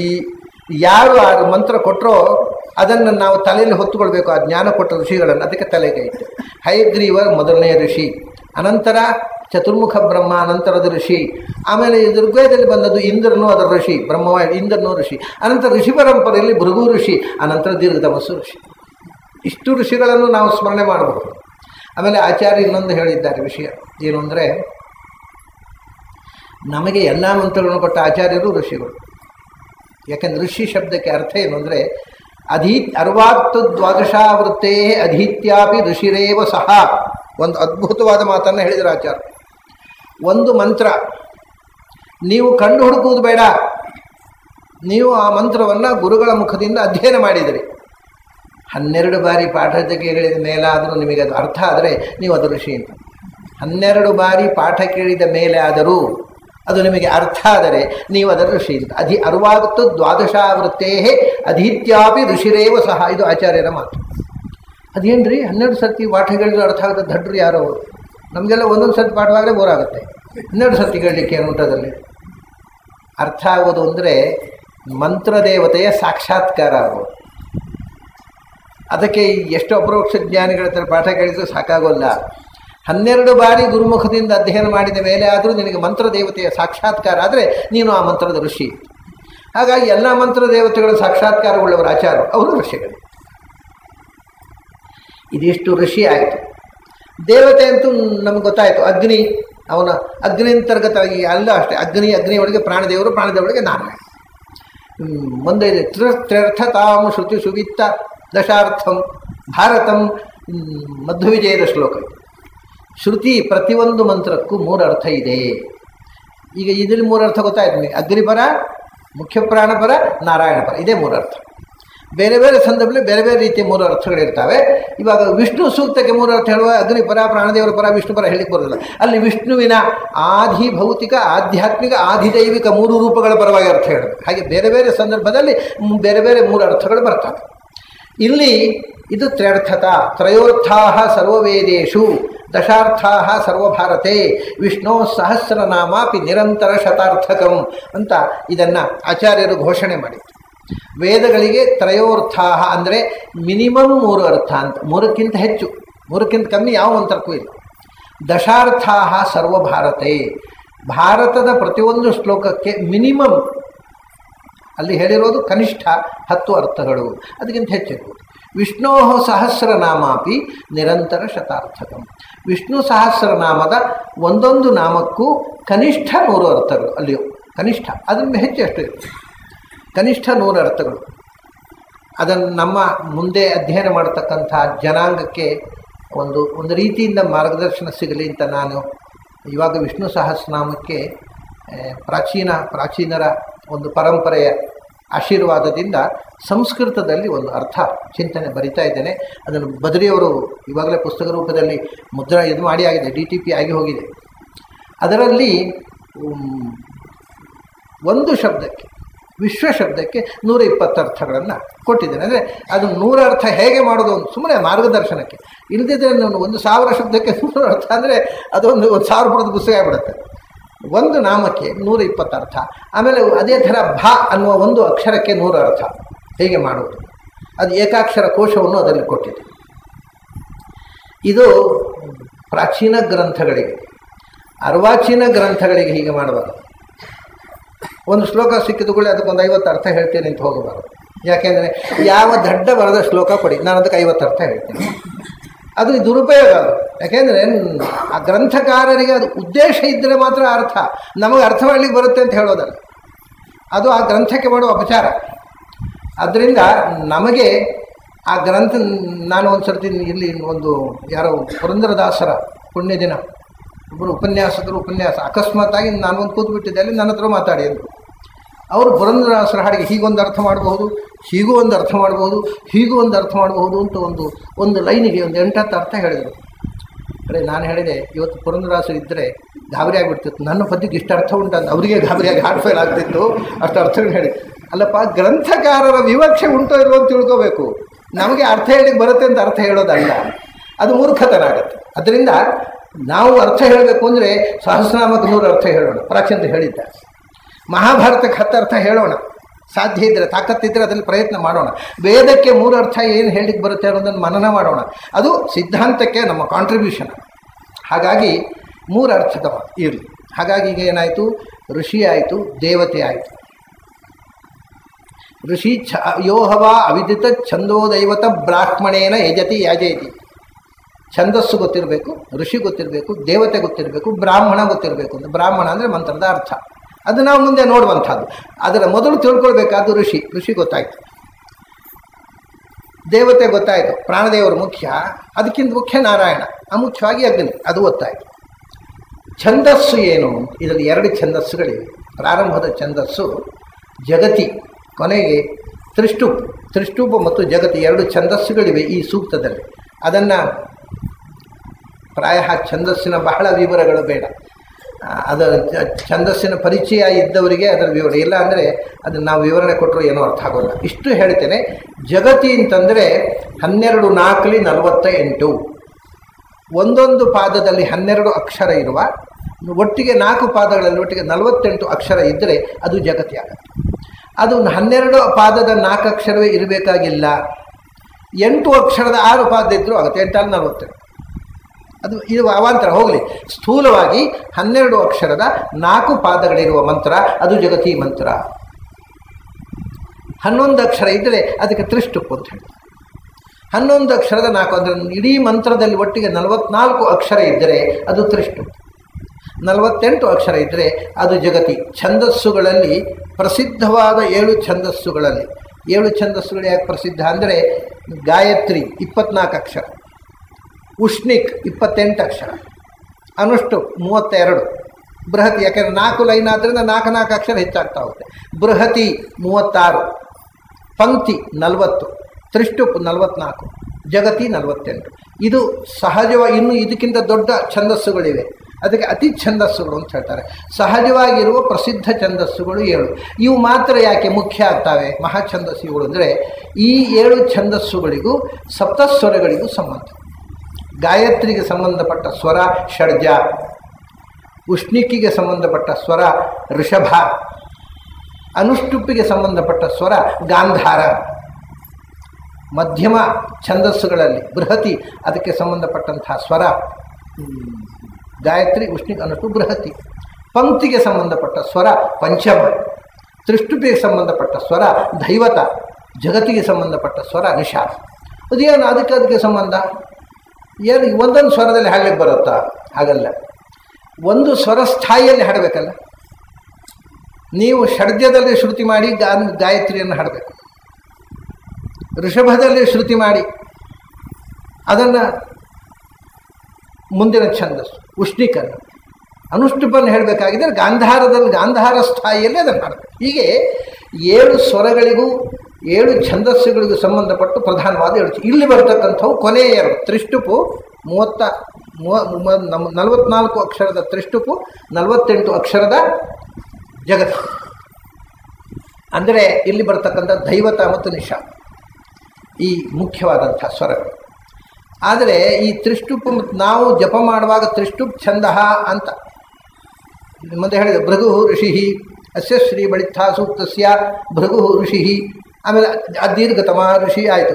ಆಮೇಲೆ ಛಂದಸ್ಸು ಹೇಳುವಾಗ ತ್ರಿಷ್ಟುಪು ಜಗತಿ. ನಾವೀಗ ಮೊದಲು ಜಗತಿ ಛಂದ, ಅದನ್ನು ಋಷಿಯನ್ನು ಹೇಳುವಾಗ ತಲೆಗೆ ಕೈ ಇಟ್ಟೆವು. ಯಾಕೆಂದರೆ ಮಂತ್ರವನ್ನು ಕೊಟ್ಟ ಋಷಿಗೆ ಗೌರವದಿಂದ ತಲೆಬಾಗಿ ಈ ಮಂತ್ರವನ್ನು ಪಠಿಸ್ತೇವೆ. ಛಂದಸ್ಸು ನಿಮ್ಮ ಹೇಳುವಾಗ ತುಟಿ ಮುಟ್ಟುವುದು ಯಾಕೆಂದರೆ ಬಾಯಲ್ಲಿ ಹೇಳಬೇಕಲ್ಲ ಛಂದಸ್ಸು. ಛಂದೋಭಿಮಾನಿ ದೇವತೆಗಳು ನನ್ನ ಬಾಯಿಂದ ಆ ಮಂತ್ರವನ್ನು ಸ್ವಚ್ಛವಾಗಿ ನುಡಿಸಲಿ. ಬರೋದಿಲ್ರಿ, ಸ್ವಚ್ಛವಾಗಿ ಹೇಳಲಿಕ್ಕೆ ಬರೋಲ್ಲ. ಬಹಳ ವಿಚಿತ್ರ ಅಂದರೆ ನೀವು ಉತ್ತರ ಭಾರತಕ್ಕೆ ಹೋಗಬೇಕು, ಅವರು ಅಲ್ಲಿ ಮಂತ್ರ ಹೇಳೋದು ಕೇಳಿದರೆ ನೀವು ಊರು ಬಿಟ್ಟು ಓಡಿ ಹೋಗುವ ಅಂತ ಕಾಣುತ್ತೆ. ಎಲ್ಲಿ ಕಾಶಿಯಲ್ಲಿ ಹೋದರೆ ಕಾಶಿ ವಿಶ್ವನಾಥನ ಪೂಜೆ ಮಾಡುವವರು, ಅಲ್ಲಿ ಧುಂಡಿ ಗಣಪತಿ ಪೂಜೆ ಮಾಡುವವರು ಮಂತ್ರ ಹೇಳೋದು ಕೇಳಬೇಕು. ನಾನು ಕೇಳಿದವನಾದ್ದರಿಂದ ಹೇಳೋದು ನಾನು. ಅವರು ಗಣಪತಿ ಪೂಜೆಗೆ ಕ್ಯೂ ನಿಂತಿದ್ದಾರೆ. ನಾನು ಹೋದ್ಮೇಲೆ ಅರ್ಚನೆ ಕೊಟ್ಟೆ, ನಾನು ಕ್ಯೂನಲ್ಲಿ ನಿಂತಿದ್ದೇನೆ. ಅರ್ಚನೆ ಮಾಡಿಸ್ತಾ ಇದ್ದಾರೆ, ಅವರು ಅರ್ಚನೆ ಮಾಡಿಸ್ತಾ ಇದ್ದಾರೆ. ನನಗೆ ಇದು ಯಾವ ಭಾಷೆ? ಒನೇ ಕಾಶಿ ಗುಣೇ ಗಂಗಾ ಭವಾನಿ ಮೇ ನಿಖಾ ನಿಖಾ ಮಂತ್ರ. ಒನೇ ಕಾಶಿ ಗುಣೇ ಗಂಗಾ ಭವಾನಿ ಮೇ ನಿಖಾ ನಿಖಾ ಹಾಕು, ಪುಷ್ಪ ಹಾಕಬೇಕು, ತುಳಸಿ ಹಾಕಬೇಕು ಗಣಪತಿಗೆ. ಇದು ಯಾವ ಭಾಷೆ? ನಿಖಾ ನಿಖಾ ಡಬಲ್ ನಿಖಾ ಎಂಥದ್ದು, ಯಾವ ಭಾಷೆ ಅಂತ ನನಗೆ ಹೊಳೆಯಲೇ ಇಲ್ಲ. ಒಂದು 10 ನಿಮಿಷ ನನಗೆ ಯಾವ ಭಾಷೆ ಅಂತ ಗೊತ್ತಾಗಲಿಲ್ಲ. ಆಮೇಲೆ ಹೊಳೆಯಿತು. ನಮ್ಮಪ್ಪ ಹೇಳಿಕೊಟ್ಟಿದ್ದು ಬೆಳಗಾತೆದ್ದು ದಿನ ಹೇಳ್ತೇನೆ ನಾನು. ಒಂದೇ ಕಾಶೀಂ ಗುಹಾಂ ಗಂಗಾಂ ಭವಾನೀಂ ಮಣಿಕರ್ಣಿಕಾಂ. ಇದು ಭವಾನೀಂ ಮಣಿಕರ್ಣಿಕಾಂ ಹೋಗಿ ಭವಾನಿ ಮೇ ನಿಖಾ ನಿಖಾ ಆಗಿಬಿಟ್ಟಿದೆ. ಇದು ಉತ್ತರ ಭಾರತದ ಸಂಸ್ಕೃತ. ನೀವಲ್ಲಿ ಹೋಗಬೇಕು, ಕಾಶಿಯಲ್ಲಿ ಅಲ್ಲಿ ಪುರೋಹಿತರು ತರ್ಪಣ ಕೊಡ್ಲಿಕ್ಕೆ ಕೂತಿರ್ತಾರೆ. ನೀವು ಅವನ್ನೆಲ್ಲಾರು ತರ್ಪಣ ಕೊಡಿಸಿಬಿಟ್ರೆ ಇನ್ನು ಪಿತೃಗಳು ಅಲ್ಲಿಂದ ಬಂದುಬಿಡ್ತಾರೆ ಭೂಮಿಗೆ. ಯಾಕೆಂದರೆ ಅವು ಏನು ಫಾದರ್ ಉಂದರ್ಪಯಾಮಿ ಮದರ್ ಉಂದರ್ಪಯಾಮಿ, ಅವ್ನು ಮತ್ತೆ ಇಂಗ್ಲೀಷ್ ಕಲಿಬೇಕಲ್ಲ ಪಿತೃಗಳು. ಇಲ್ಲದೇ ಇಂಗ್ಲೀಷ್ ಗೊತ್ತಿಲ್ಲದೆ ಪಿತೃಗಳು ಯಾರು ಹೋಗೋದೇ ಇಲ್ಲ. ಅದು ಅವ್ರಿಗೆ ಪಿತರಂ ತರ್ಪಯಾಮಿ ಹೇಳಿ ಬರೋಲ್ಲ, ಫಾದರ್ ಉಂದರ್ಪಯಾಮಿ ಮದರ್ ಉಂದರ್ಪಯಾಮಿ ಅಂತಾರೆ. ನೀವು ತರ್ಪಣ ಕೊಡಬೇಕು, ಪ್ರಾರಬ್ಧ ಕರ್ಮಲ್ಲ. ಪಿತೃಗಳ ಪ್ರಾರಬ್ಧವೋ ನಮ್ಮ ಪ್ರಾರಬ್ಧವೋ ಗೊತ್ತಿಲ್ಲ. ಇದು ಸಂಸ್ಕೃತದ ಗತಿ. ದೇವಾಲಯಗಳಲ್ಲಿ ಅರ್ಚಕರು ಹೇಳುವ ಸಂಸ್ಕೃತ ಹೀಗಿದೆ. ಸ್ವಚ್ಛ ಉಚ್ಚಾರ ಮಾಡಲಿಕ್ಕೆ ಬರೋಲ್ಲ. ಅದಕ್ಕೆ ಹಿಂದಿನವ್ರು ಹೇಳ್ತಿದ್ರು, ಬಾಯಿಯಿಂದ ಸ್ವಚ್ಛವಾಗಿ ಮಂತ್ರವನ್ನು ನುಡಿಸಪ್ಪ. ಏಕೆಂದರೆ ಅಪಶಬ್ದ ಹೇಳಿದರೆ ಅಪಾರ್ಥ ಆಗಿಬಿಡುತ್ತೆ. ಮಂತ್ರವನ್ನು ಸ್ವಚ್ಛವಾಗಿ ಉಚ್ಚರಿಸಿದರೆ ಮಹಾಫಲ, ತಪ್ಪಾಗಿ ಉಚ್ಚರಿಸಿದರೆ ಮಹಾದೋಷ. ನಾವು ಮಂತ್ರ ಹೇಳಿ ದೋಷ ಬರಬಾರ್ದು. ಅದಕ್ಕೆ ನಮ್ಮ ಬಾಯಿಯಿಂದ ಮಂತ್ರವನ್ನು ಸ್ವಚ್ಛವಾಗಿ ನುಡಿಸು. ಯಾರು ಕೇಳಿಸ್ಬೇಕು? ಮಂತ್ರಾಭಿಮಾನಿ ದೇವತೆಗಳು, ಛಂದೋಭಿಮಾನಿ ದೇವತೆಗಳು. ತ್ರಿಷ್ಟುಪ್ಪಿನ ದೇವತೆ ಯಾರು? ಶಚಿ, ಇಂದ್ರನ ಪತ್ನಿ. ಸರ್ವದೇವತಾ ಸ್ತ್ರೀಯರು ಜಗತಿ ದೇವತೆಗಳು. ಹಾಗಾಗಿ ಎಲ್ಲ ದೇವತಾ ಸ್ತ್ರೀಯರು ಛಂದೋಭಿಮಾನಿಗಳಾಗಿರತಕ್ಕ ಸಮಸ್ತ. ಮೂಲಭೂತವಾಗಿ ನೋಡಿ, ಗಾಯತ್ರಿಗೆ ಅಗ್ನಿಪತ್ನಿಯಾದ ಸ್ವಾಹಾ ದೇವತೆ, ಉಷ್ಣಿಕಿಗೆ ಸೂರ್ಯಪತ್ನಿಯಾದ ಸಂಜ್ಞಾ ದೇವತೆ, ಅನುಷ್ಟುಪಿಗೆ ಚಂದ್ರನ ಹೆಂಡತಿ ರೋಹಿಣಿ ದೇವತೆ. ಅಂದರೆ ಇವು 3 ಜನ ಬೆಳಕಿನ ದೇವತೆಗಳು. ಸ್ವಾಹ, ಸಂಜ್ಞಾ, ರೋಹಿಣಿ. ಆಮೇಲೆ ಅನುಷ್ಟುಪ್ ಆದಮೇಲೆ 936 ಅಕ್ಷರದ ಬೃಹತಿ, ಅದಕ್ಕೆ ಬೃಹಸ್ಪತ್ಯಾಚಾರ ಹೆಂಡತಿ ತಾರಾದೇವತೆ. ಈ ದೇವತಾ ಸ್ತ್ರೀಯರೇ ಈ ಛಂದೋಭಿಮಾನಿಗಳು. ಆದ್ದರಿಂದಲೇ ಆ ಎಲ್ಲ ಛಂದಸ್ಸುಗಳ ಹೆಸರು ನೋಡಿ ಸ್ತ್ರೀಲಿಂಗದಲ್ಲಿದೆ. ಗಾಯತ್ರಿ ಸ್ತ್ರೀಲಿಂಗ ಯಾಕೆ? ಛಂದಸ್ಸು ಅಲ್ವಾ? ಛಂದಸ್ಸು ಅನ್ನೋದು ನಪುಂಸಲಿಂಗ. ಗಾಯತ್ರಂ ಛಂದ, ಗಾಯತ್ರಿ ಛಂದ ಯಾಕೆ ಹೇಳೋದು? ಗಾಯತ್ರಿ ಸ್ತ್ರೀಲಿಂಗ, ಉಷ್ಣಿಕ್ ಸ್ತ್ರೀಲಿಂಗ, ಅನುಷ್ಟುಪ್ ಸ್ತ್ರೀಲಿಂಗ, ಬೃಹತಿ ಸ್ತ್ರೀಲಿಂಗ, ಪಂಕ್ತಿ ಸ್ತ್ರೀಲಿಂಗ, ತ್ರಿಷ್ಟುಪು ಸ್ತ್ರೀಲಿಂಗ, ಜಗತಿ ಸ್ತ್ರೀಲಿಂಗ. ಎಲ್ಲ ಛಂದಸ್ಸುಗಳ ಹೆಸರು ಸ್ತ್ರೀಲಿಂಗ. ಯಾಕೆಂದರೆ ಛಂದಸ್ಸಿನ ಅಭಿಮಾನ ದೇವತೆಗಳು ಸ್ತ್ರೀಯರು. ಅದು ಸ್ತ್ರೀಯರ ಹೆಸರು ಸ್ತ್ರೀಲಿಂಗದಲ್ಲಿದೆ. ಗಾಯತ್ರಿಗೆ ಸ್ವಾಹ, ಸೂರ್ಯ ಹೆಂಡತಿ ಸಂಜ್ಞಾ, ಉಷ್ಣಿಕಿಗೆ ಅನುಷ್ಟುಪಿಗೆ ಚಂದ್ರನ ಹೆಂಡತಿ ರೋಹಿಣಿ, 36 ಅಕ್ಷರದ ಬೃಹತಿಗೆ ಬೃಹಸ್ಪತ್ಯಾಚಾರ ಹೆಂಡತಿ ತಾರಾ, ಮತ್ತು ಲಕ್ಷ್ಮೀ ಭಾರತೀಯರು ಇದ್ದಾರೆ, ಅವ್ರು ಬಿಡಿ ತಾರಾ. ಆಮೇಲೆ 40 ಅಕ್ಷರದ ಪಂಕ್ತಿಗೆ ಶಚಿ, 44 ಅಕ್ಷರದ ತ್ರಿಷ್ಟುಪ್ಪಿಗೂ ಶಶಿ. ಇವರೆಲ್ಲರೂ ಇಷ್ಟೂ ಮಂದಿ ಈ 6 ದೇವತಾಸ್ಥರಿದಲ್ಲ, ಆ 6 ಮಂದಿ ಬೃಹತಿ ಛಂದಸ್, ಮುಂದಿನ ಜಗತಿ ಛಂದಸ್ಸಿನ ದೇವತೆಗಳು. ಅಂದರೆ ಸಮಸ್ತ ಛಂದೋಭಿಮಾನಿ ದೇವತೆಗಳು ಏಕತ್ರ ಇರತಕ್ಕಂಥ ಛಂದಸ್ಸು ಜಗತಿ, 12 ಅಕ್ಷರದ ಛಂದಸ್ಸು. ಅದನ್ನ ಜಗತಿ ಛಂದ. ಸಮಸ್ತ ಛಂದೋಭಿಮಾನಿ ದೇವತೆಗಳೇ, ತಾಯಂದಿರೇ, ನಮ್ಮ ಬಾಯಿಯಲ್ಲಿ ವೇದ ಮಂತ್ರವನ್ನು ಸ್ವಚ್ಛವಾಗಿ ಹೇಳಿಸಿ. ನೋಡಿ, ನಾವು ವೇದ ಮಂತ್ರವನ್ನು ಸ್ವಚ್ಛವಾಗಿ ಯಾಕೆ ಕಷ್ಟ ಅಂತ ಅನ್ನೋದಕ್ಕೆ ನಿಮಗೆ ಕೆಲವು ದೃಷ್ಟಾಂತ ಹೇಳ್ತೇನೆ. ಪ್ರಸಿದ್ಧ ನಾರಾಯಣ ಉಪನಿಷತ್ತು, ನಾರಾಯಣ ಪನ್ನ ಅಂತ ಹೇಳ್ತಾರೆ. ಅದನ್ನು ಒಂದು ಕಡೆ ಹೋದೆ ನಾನು. ಅಲ್ಲಿ ಏನು ಅಲ್ಲಿ ಪಾರಾಯಣ ಮಾಡ್ತಾರೆ ಹೇಗೆ, ಸಹಸ್ರಶೀರ್ಷ ಗುಂ ದೇವಂ ವಿಶ್ವಾಕ್ಷಂ ವಿಶ್ವಶಂಭುವಂ ಅಂದರು. ಏನಪ್ಪ ಇಲ್ಲಿ ಗುಮ್ ಯಾಕೆ ಬಂತು? ಏನು ಮಕ್ಕಳನ್ನು ಹೆದರಿಸಲಿಕ್ಕೋಸ್ಕರ ಎಲ್ಲ ಗುಮ್ ಅಂತಂದು ಹಾಗೇನೋ ಗುಮ್ ಅಂತಾರೆ, ಯಾಕೆ ಬಂತು? ನಾನು ಹೋಗಿ ಕೇಳಿದೆ, ಅಪ್ಪ ಸಹಸ್ರ ಶೀರ್ಷ ಗುಮ್ ಅಂತ ವೇದ ಹೇಳಬಾರದು, ಸಹಸ್ರ ಶೀರ್ಷಂ ದೇವ್ 8 ಅಕ್ಷರ ಆಗಬೇಕಲ್ಲ. ಅದನ್ನು ಸಹಸ್ರ ಶೀರ್ಷಂ ಹೇಳಿದರೆ 7 ಅಕ್ಷರ ಆಗುತ್ತೆ. ಸಹಸ್ರ ಶೀರ್ಷಂ ದೇವಂ ಅದು ಇಷ್ಟು ಮಧುರವಾಗಿ ಹೇಳಬೇಕು. ಅದನ್ನು ಶೀರ್ಷಂ ಅಂತ ಎಲ್ಲೋ ಕಟ್ ಮಾಡಿದೆ, ಕುತ್ತಿಗೆ ಹಿಚ್ಚಿದಾಗ ಹೇಳಿ ಸಹಸ್ರ ಶೀರ್ಷಂ ದೇವಂ. ಇದು ಶ್ರುತಿ ಮಧುರ, ಶ್ರುತಿಯನ್ನು ಶ್ರುತಿ ಮಧುರವಾಗಿ ಹೇಳಬೇಕು. ಹಾಗೆ ಗಾಯತ್ರಿ ತತ್ಸವಿತುರ್ವರೆಣ್ಯಂ ತತ್ಸವಿತುರ್ವರೆಣ್ಯಂ 8 ಅಕ್ಷರ ಆಯಿತು. ನ್ಯಂ ಅಂತ ಹೇಳಿಬಿಟ್ರೆ ಎಲ್ಲೋ ಛಂದೋಭಾನ ದೇವತೆಗಳು ಗುತ್ತಿಗೆ ಹೆಚ್ಚಿದಾಗ ಆಗುತ್ತೆ. ಇದು ಛಂದಸ್ಸಿನ ಉಚ್ಚಾರ. ನೋಡಿ ಎಷ್ಟು ತಪ್ಪು ಮಾಡ್ತೇವೆ. ಸಹಸ್ರ ಶೀರ್ಷ ಗುಂ ಅಂತ ಹೇಳ್ತಾರೆ. ನಾನು ಹೋಗಿ ಹೇಳಿದೆ ಆ ಪಾರಾಯಣ ಮಾಡೋರ ಹತ್ರ, ಸ್ವಾಮಿ ನೀವು ಸಹಸ್ರ ಶೀರ್ಷ ಗುಂ ಅಂತ ಹೇಳ್ತಾ ಇದ್ದೀರಿ, ಹಾಗೆ ಹೇಳಬಾರದು, ಸಹಸ್ರ ಶೀರ್ಷಂ ದೇವಂ ಅಂತ ಹೇಳಬೇಕು. ಅದು ನಮ್ಗೆ ಗೊತ್ತಿಲ್ಲ, ನಮ್ಮ ಪಾಠ ಹೇಳಿಕೊಟ್ಟವ್ರು ಹಾಗೆ ಹೇಳಿಕೊಟ್ಟದ್ದು ಆಯಿತು. ಅವರು ಪಾಠ ಹೇಳಿದ ಗುರುಗಳು ಹಾಗೆ ಹೇಳಿಕೊಟ್ಟಿದ್ದಾರೆ. ನಾನು ಅವ್ರ ಗುರುಗಳ ಹತ್ರ ಹೋದೆ, ಬಿಡಲಿಲ್ಲ. ಅವರು ಘನಪಾಠಿಗಳು, ಸಮಸ್ತ ವೇದವನ್ನು ಘನಾಂತ ಓದ್ದವರು. ಸ್ವಾಮಿ ನೀವು ಘನಾಂತ ಓದ್ದವರು, ಸಹಸ್ರ ಶೀರ್ಷಗುಂ ಅಂತ ಹೇಳ್ತಾ ಇದ್ದೀರಲ್ವ, ನಮ್ಮ ಗುರು ಪರಂಪರೆಯನ್ನು ಹಾಗೆ ಹೇಳಿಕೊಟ್ಟು ನನಗೊಂದು ಮುಗಿದೈತೆ. ಅವರು ಕೂಡ ಒಪ್ಕೊಳ್ಳೇ ಇಲ್ಲ ನಾನು ಹೇಳಿದೆ. ಅದು ನಮ್ಮ ಗುರು ಪರಂಪರೆಯನ್ನು ಹಾಗೆ ಹೇಳಿಕೊಟ್ಟದ್ದು, ನಾವು ಹಾಗೇ ಹೇಳೋದು. ಏನು ಮಾಡ್ಬೇಕು ಹೇಳಿ? ಅಂದರೆ ಇವತ್ತು ಇಂಥ ಅನೇಕ ತಪ್ಪುಗಳು ವೇದೋಚ್ಚಾರದಲ್ಲಿ ನಡೀತಾ ಇದೆ.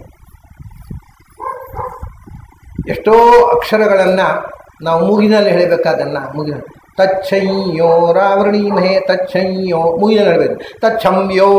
ತಚ್ಛಂಯೋ ರಾವೃಣೀಮಹೇ ಹೇಳಿದರೆ ವೇದ ಆಗೋಲ್ಲ. ತಚ್ಛಂಯೋ ರಾವೃಣೀಮಹೇ ಗಾತುಯ್ಯಜ್ಞಾಯ ಅಂತ ಹೇಳಬೇಕದನ್ನು. ಅಂದರೆ ಇದೆಲ್ಲ ಉಚ್ಚಾರಗಳನ್ನು ಬರೀಲಿಕ್ಕಾಗೋದಿಲ್ಲ. ಒಂದು ಅಕ್ಷರಕ್ಕೆ 2 ಉಚ್ಚಾರ ಸ್ಥಾನಗಳಿದ್ದರೆ ಬರೀದು ಒಂದೇ ಥರ. ಈಗ ಕಾ ಅಂತ ಅನ್ನೋದಕ್ಕೆ ಕಾನ್ ಒಂದೇ ಅಕ್ಷರ, ಆದರೆ ಕಾಕ್ಕೆ 2 ಉಚ್ಚಾರ ಇದೆ. ಒಂದು ಕಾ ಖ ಗ ಘ ಂಗ, ಮತ್ತೊಂದು ಕಾ ಖ ಗ ಘ ಂಗ. ಇದು ಬರೆದು ತೋರಿಸು ಹೇಗೆ ನೀವು. ಅದರಿಂದ ಹೇಗೆ ಉಚ್ಚಾರ ಮಾಡಬೇಕು ಅನ್ನೋದು ಗುರುಮುಖದಿಂದಲೇ ತಿಳಿಯಬೇಕು. ಅಂಥ ಶುದ್ಧ ಉಚ್ಚಾರ ನಮ್ಮ ಬಾಯಿಂದ ನುಡಿಸು ತಾಯಿ ಅಂತ ಛಂದೋಭಿಮಾನ ದೇವತೆಗಳು ಪ್ರಾರ್ಥನೆ. ಅದು ಇಲ್ಲಿ ಬಾಯಿ ಮುಟ್ಟಿದೆ. ಆಮೇಲೆ ಪರಮಾತ್ಮ ದೇವತಾ, ದೇವರು ನಮ್ಮ ಹೃದಯದಲ್ಲಿ ಬಂದು ನೆಲೆಸಬೇಕು, ನಮ್ಮ ಧ್ಯಾನಕ್ಕೆ ಗೋಚರ ಬೇಕಾ ಮಂತ್ರ ಹೇಳಬಾರ್ದು. ಇದು ಋಷಿ ಛಂದೋ ದೇವತೆ. ಈಗ ಏನಾಗಿದೆ ಅಂದರೆ ಯಾಕೋ ಬೇರೆ ಕೆಲಸ ಇಲ್ಲ, ಇದು ಮುಟ್ಟೋದು. ಯಾಕೆ? ಯಾರಿಗೊತ್ತು ಮುಟ್ಲಿಕ್ಕೆ ಹೇಳಿದ್ದಾರೆ, ಮುಟ್ಟೋದು. ಯಾವುದನ್ನೂ ತಿಳಿದು ಮಾಡೋಲ್ಲ ನಾವು, ಸುಮ್ಮನೆ ಮೆಕ್ಯಾನಿಕಲ್. ನಮ್ಮ ಎಲ್ಲ ಅನುಷ್ಠಾನಗಳು ಅರ್ಥಹೀನ. ನಮಸ್ಕಾರ ಮಾಡುವ ನೋಡೋಲ್ಲ ನಾವು. ಈ ಹುಡುಗರೆಲ್ಲ ನಮಸ್ಕಾರ ಹೀಗೆ ಹಿಡಿತಾವೆ ಕೈ. ಅಲ್ಲಯ್ಯ, ಶಾಲೆಯಲ್ಲಿ ಮೇಷ್ಟ್ರು ತಪ್ಪು ಮಾಡಿದಾಗ ಹಿಡಿಸ್ತಿದ್ರು, ಈಗ ನೀ ಯಾಕೆ ಕೈ ಹಿಡಿತಿ ಹೀಗೆ ಅಂತ ಕೇಳಿದ್ದಾರೆ. ಅದು ನಮಸ್ಕಾರ ಮಾಡಿ ಹಾಗೆ ಹಿಡಬೇಕು ಅಂತ ಹೇಳಿದ್ದಾರೆ. ಯಾರು ಹೇಳಿದ್ದಪ್ಪ? ಯಾರೋ ಹೇಳಿದ್ದಾರೆ, ಪುರೋಹಿತರು ಮನೆಯವರು ಹೇಳಿದ್ದಾರೆ. ದೇವರಾಣೆಗೂ ಹಾಗೆ ಯಾವ ಶಾಸ್ತ್ರವೂ ಹೇಳಿದೆ. ಹಾಗೆ ಕಿವಿ ಹಿಂಡಿಕೊಂಡು ಪಾಪ ಪ್ರಜ್ಞೆಯಿಂದ ನಮಸ್ಕಾರ ಮಾಡಬಾರದು. ಈ ಕಿವಿ 2 ಕಿವಿ ಹೀಗೆ ಹಿಡ್ಕೊಳ್ಬೇಕು ಅಂತ ಹೇಳಿದ್ದಲ್ಲ. ಅವರು ನಮಸ್ಕಾರ ಮಾಡುವಾಗ ಹೀಗೆ ಮಾಡಿ ಅಂತ ಹೇಳಿದ್ದು. ಯಾಕೆಂದರೆ ಹೀಗೆ ಮಾಡಿದರೆ ಎದುರು ನಿಂತವರ ಬಲಗಾಲನ್ನು ಎಡಗೈಯಿಂದ ಮುಟ್ತೇವೆ, ಎಡಗಾಲನ್ನು ಬಲಗೈಯಿಂದ ಮುಟ್ತೇವೆ. ಅದಕ್ಕೆ ಹೀಗೆ ಹಿಡಿದರೆ ಬಲಗಾಲಿಗೆ ಬಲಗೈ, ಎಡಗಾಲಿಗೆ ಎಡಗೈ. ಇಲ್ಲಿ ಮತ್ತೆ ಎಡಗೈಯನ್ನು ಬಲಗೈಯಲ್ಲಿ ಯಾಕೆ ಮುಟ್ಟೋದ್ರಿ? ಬಲಗೈಯಲ್ಲಿ ಎಡಗೈಯಲ್ಲಿ. ಅಂದರೆ ಇದಕ್ಕೆ ಅರ್ಥವೇ ಇಲ್ಲ. ಇದು ಕಿವಿ ಹಿಂಡಬೇಕು. ಹಾಗೆ ಮಾಡುವವರನ್ನು ಒಂದು ಬಸ್ಗೆ ಹೊಡಿಸ್ಬೇಕು, ಒಂದು 50 ಸತಿ ಕಿವಿ ಹಿಡಿದು ಕೂತು ಹೇಳಿ ನಮಸ್ಕಾರ ಮಾಡಲಿಕ್ಕೂ ಗೊತ್ತಿರೋದು ಅಪರದಂಡ, ಕಿವಿ ಹಿಡ್ಕೊಳ್ಳಿ ಅಂತ ಹೇಳಬೇಕು. ಕಿವಿ ಹಿಡ್ಕೊಳ್ಬೇಕು ಅಂತ ಶಾಸ್ತ್ರ ಹೇಳಲಿಲ್ಲ. ಅದು ಕೂಡ ಅವರು ಏನು ಹೇಳಿದ, ದಕ್ಷಿಣಂ ಕರ್ಣಂ ದಕ್ಷಿಣ ಹಸ್ತೇನ ಸ್ಪೃಷ್ಟವ ಅಂತ. ಬಲಗಿವಿಯಲ್ಲಿ ಸಮಸ್ತ ತೀರ್ಥಾಭಿಮಾನಿ ದೇವತೆಗಳ ಸನ್ನಿಧಾನ ಇದೆ. ಆದ್ದರಿಂದ ಬಲಗಿವಿಯನ್ನು ಕೈಯಲ್ಲಿ ಹಿಡ್ಕೊಂಡು ಮುಟ್ಟಿಕೊಂಡು ಭಾರದ್ವಾಜ ಗೋತ್ರೋತ್ಪನ್ನ ಇಂಥದೋ ಆರ್ಷೇಯ ಶರ್ಮ ಅಹಂಭೋ ಅಭಿವಾದೆ ಅಂದರೆ ಹೀಗೆ ಮಾಡಿ ಅಂತ. ಹೀಗೆ ಹಿಡ್ಕೊಳ್ಬೇಕಾದ್ದು ಇಲ್ಲ, ಹೀಗೆ ಹಿಡ್ಕೊಳ್ಬೇಕಾದ್ದು ಇಲ್ಲ, ಬರೀ ಇಷ್ಟು ಮುಟ್ಲಿಕ್ಕಿರೋದು. ಆದರೆ ನಮಗೆ ಹೇಳಿಕೊಡೋವರೆಲ್ಲ ಕಿವಿ ಹಿಡ್ಕೋ, ಕೂಡು ಏಳು. ಅಂದರೆ ನಮ್ಮ ಎಲ್ಲ ಅನುಷ್ಠಾನಗಳು ಹೀಗೆ ಅರ್ಥಹೀನವಾದ ಯಾಂತ್ರಿಕವಾದ ಕ್ರಿಯೆಗಳಾಗಿವೆ. ಅದರ ಹಿಂದಿರುವ ಅರ್ಥ ಈಗ ನೋಡಿ, ಈಗ ಎಷ್ಟು ಅರ್ಥವತ್ತಾಯಿತು. ಬಲಗೈಯನ್ನು ಬಲಗಾಲನ್ನು ಬಲಗೈಯಲ್ಲಿ ಮುಟ್ಟೋದು. ಅದಕ್ಕೆ ಹೀಗೆ ಹಿಡಿದರೆ ಬಲಗಾಲನ್ನು ಎಡಗೈಯಲ್ಲಿ ಮುಟ್ಟಿದಾಗ ಪ್ರತಿಯೊಂದು ಆಚರಣೆಯ ಹಿಂದೆ ಇಷ್ಟು ಅರ್ಥಪೂರ್ಣವಾದ ಒಂದು ಸಂಪ್ರದಾಯವನ್ನು ಕೊಟ್ಟ ಈ ದೇಶದ ಜನ ನಾವು ಅದರ ಅರ್ಥವನ್ನೇ ಮರೆತು ಬರೇ ಮೆಕ್ಯಾನಿಕಲ್ ಯಾಂತ್ರಿಕ ಜೀವನ ನಡೆಸಿದ್ರಿಂದ ಮುಂದೆ ಏನಾಯಿತು ಗೊತ್ತುಂಟ? ಅಪ್ಪ ಹೀಗೆ ಮಾಡಿದ, ಯಾಕೆ ಹಿಡ್ಕೊಳ್ಳೋದು ಅಧಿಕ ಪ್ರಸಂಗ ಮಾಡಬೇಡ, ನಾನು ಮಾಡಿದಾಗ ಮಾಡು ಒಂದು ಅಪ್ಪ, ಯಾಕಂದ್ರೆ ಮಗನಿಗೆ ಹೇಳಿಕ್ಕೆ ಅಪ್ಪನಿಗೆ ಗೊತ್ತಿಲ್ಲ. ಹಾಗಾಗಿ ಮಗನಿಗೆ ಅವನು ಕಿವಿ ಹಿಡಿಯೋದು ಬಿಟ್ಟು ಅಪ್ಪನ ಕಿವಿ ಹಿಡಿಯುವುದು ಮಾಡಿದ. ನಾನು ಯಾಕೆ ಕಿವಿ ಹಿಡಿಬೇಕು, ನಿಮ್ಮ ಕಿವಿ ಹಿಡಿದ್ರೆ ಏನಾಗುತ್ತೆ ಅಂತ. ಯಾಕಂದರೆ ಅಪ್ಪನಿಗೆ ಯಾಕೆ ಕಿವಿ ಹಿಡಿಬೇಕು, ಅದರ ಅರ್ಥ ಏನು ಅಂತ ಹೇಳಿಕ್ಕೆ ಅಪ್ಪನಿಗೆ ಗೊತ್ತಿಲ್ಲ. ಹಾಗಾಗಿ ನಾವು ಅರ್ಥ ಹೇಳಿಕೊಡದೇ ಇರೋದ್ರಿಂದ ನಮ್ಮ ಮಕ್ಕಳು ನಮ್ಮ ಕಣ್ಮುಂದೆ ಈ ಧರ್ಮವನ್ನು ಟೀಕೆ ಮಾಡಿದ್ರು, ಅದು ನಂಬಿಕೆ ಕಳ್ಕೊಂಡು ಅಯ್ಯೋ ಕಲಿಕಾಲ ಅಂತ ಕೂತೇವೆ. ಕಲಿಕಾಲ ಅಲ್ಲ, ಅವರಿಗೆ ಅರ್ಥ ಹೇಳಿದ ತಪ್ಪು ಮಾಡಿದ್ದು ಕಲಿಯುಗ ಅಲ್ಲ ನಾವು. ಆಯಿತು. ಹೀಗೆ ಋಷಿ ಛಂದೋ ದೇವತೆಗಳ ಅನುಸಂಧಾನದಿಂದ ಆಮೇಲೆ ಅರ್ಥಕ್ಕೆ ಹೋಗಬೇಕು. ನಾವೀಗ ಅರ್ಥಕ್ಕೆ, ಮಂತ್ರದ ಅರ್ಥಕ್ಕೆ ಪ್ರವೇಶ ಮಾಡಲಿಕ್ಕೆ ಬೇಕಾದಂಥ ಪೂರ್ಣ ಈ ಋಷಿ ಛಂದೋ ದೇವತೆಗಳ ಇತಿಹಾಸ ಮತ್ತು ಋಷಿ ಛಂದೋ ದೇವತೆಗಳನ್ನು ತಿಳಿದ ಹಾಗಾಯಿತು. ಇನ್ನು ಮುಂದಿನದ್ದು ಬ್ರಾಹ್ಮಣ. ಬ್ರಹ್ಮ ಅಂದರೆ ವೇದ, ಬ್ರಾಹ್ಮಣ ಮಂತ್ರದ ಅರ್ಥ. ಈ ಮಂತ್ರ ನಾನು ಮೊದಲು ಪ್ರಾಣದೇವರ ಪರವಾಗಿ ಮಧ್ವಾಚಾರ್ಯರು ಹೇಳಿದ್ದು, ಇದು ತನ್ನ ಅವತಾರವನ್ನು ಹೇಳ್ತಕ್ಕಂಥದ್ದು ಅಂತ. ವಾಯುದೇವರ ಅವತಾರತ್ರಯ ಪರವಾಗಿ ಈ ಮಂತ್ರ ಹೇಗೆ ತೆರೆದುಕೊಳ್ಳುತ್ತೆ ಎನ್ನುವುದನ್ನು ನಾವು ನಾಳೆ ದಿವಸ ಸೇರಿದಾಗ ನೋಡೋಣ. ಅಲ್ಲಿ ತನಕ ತಮಗೆಲ್ಲ ಅಭಿನಂದನೆಗಳು ಮತ್ತು ಅಭಿವಂದನೆಗಳು.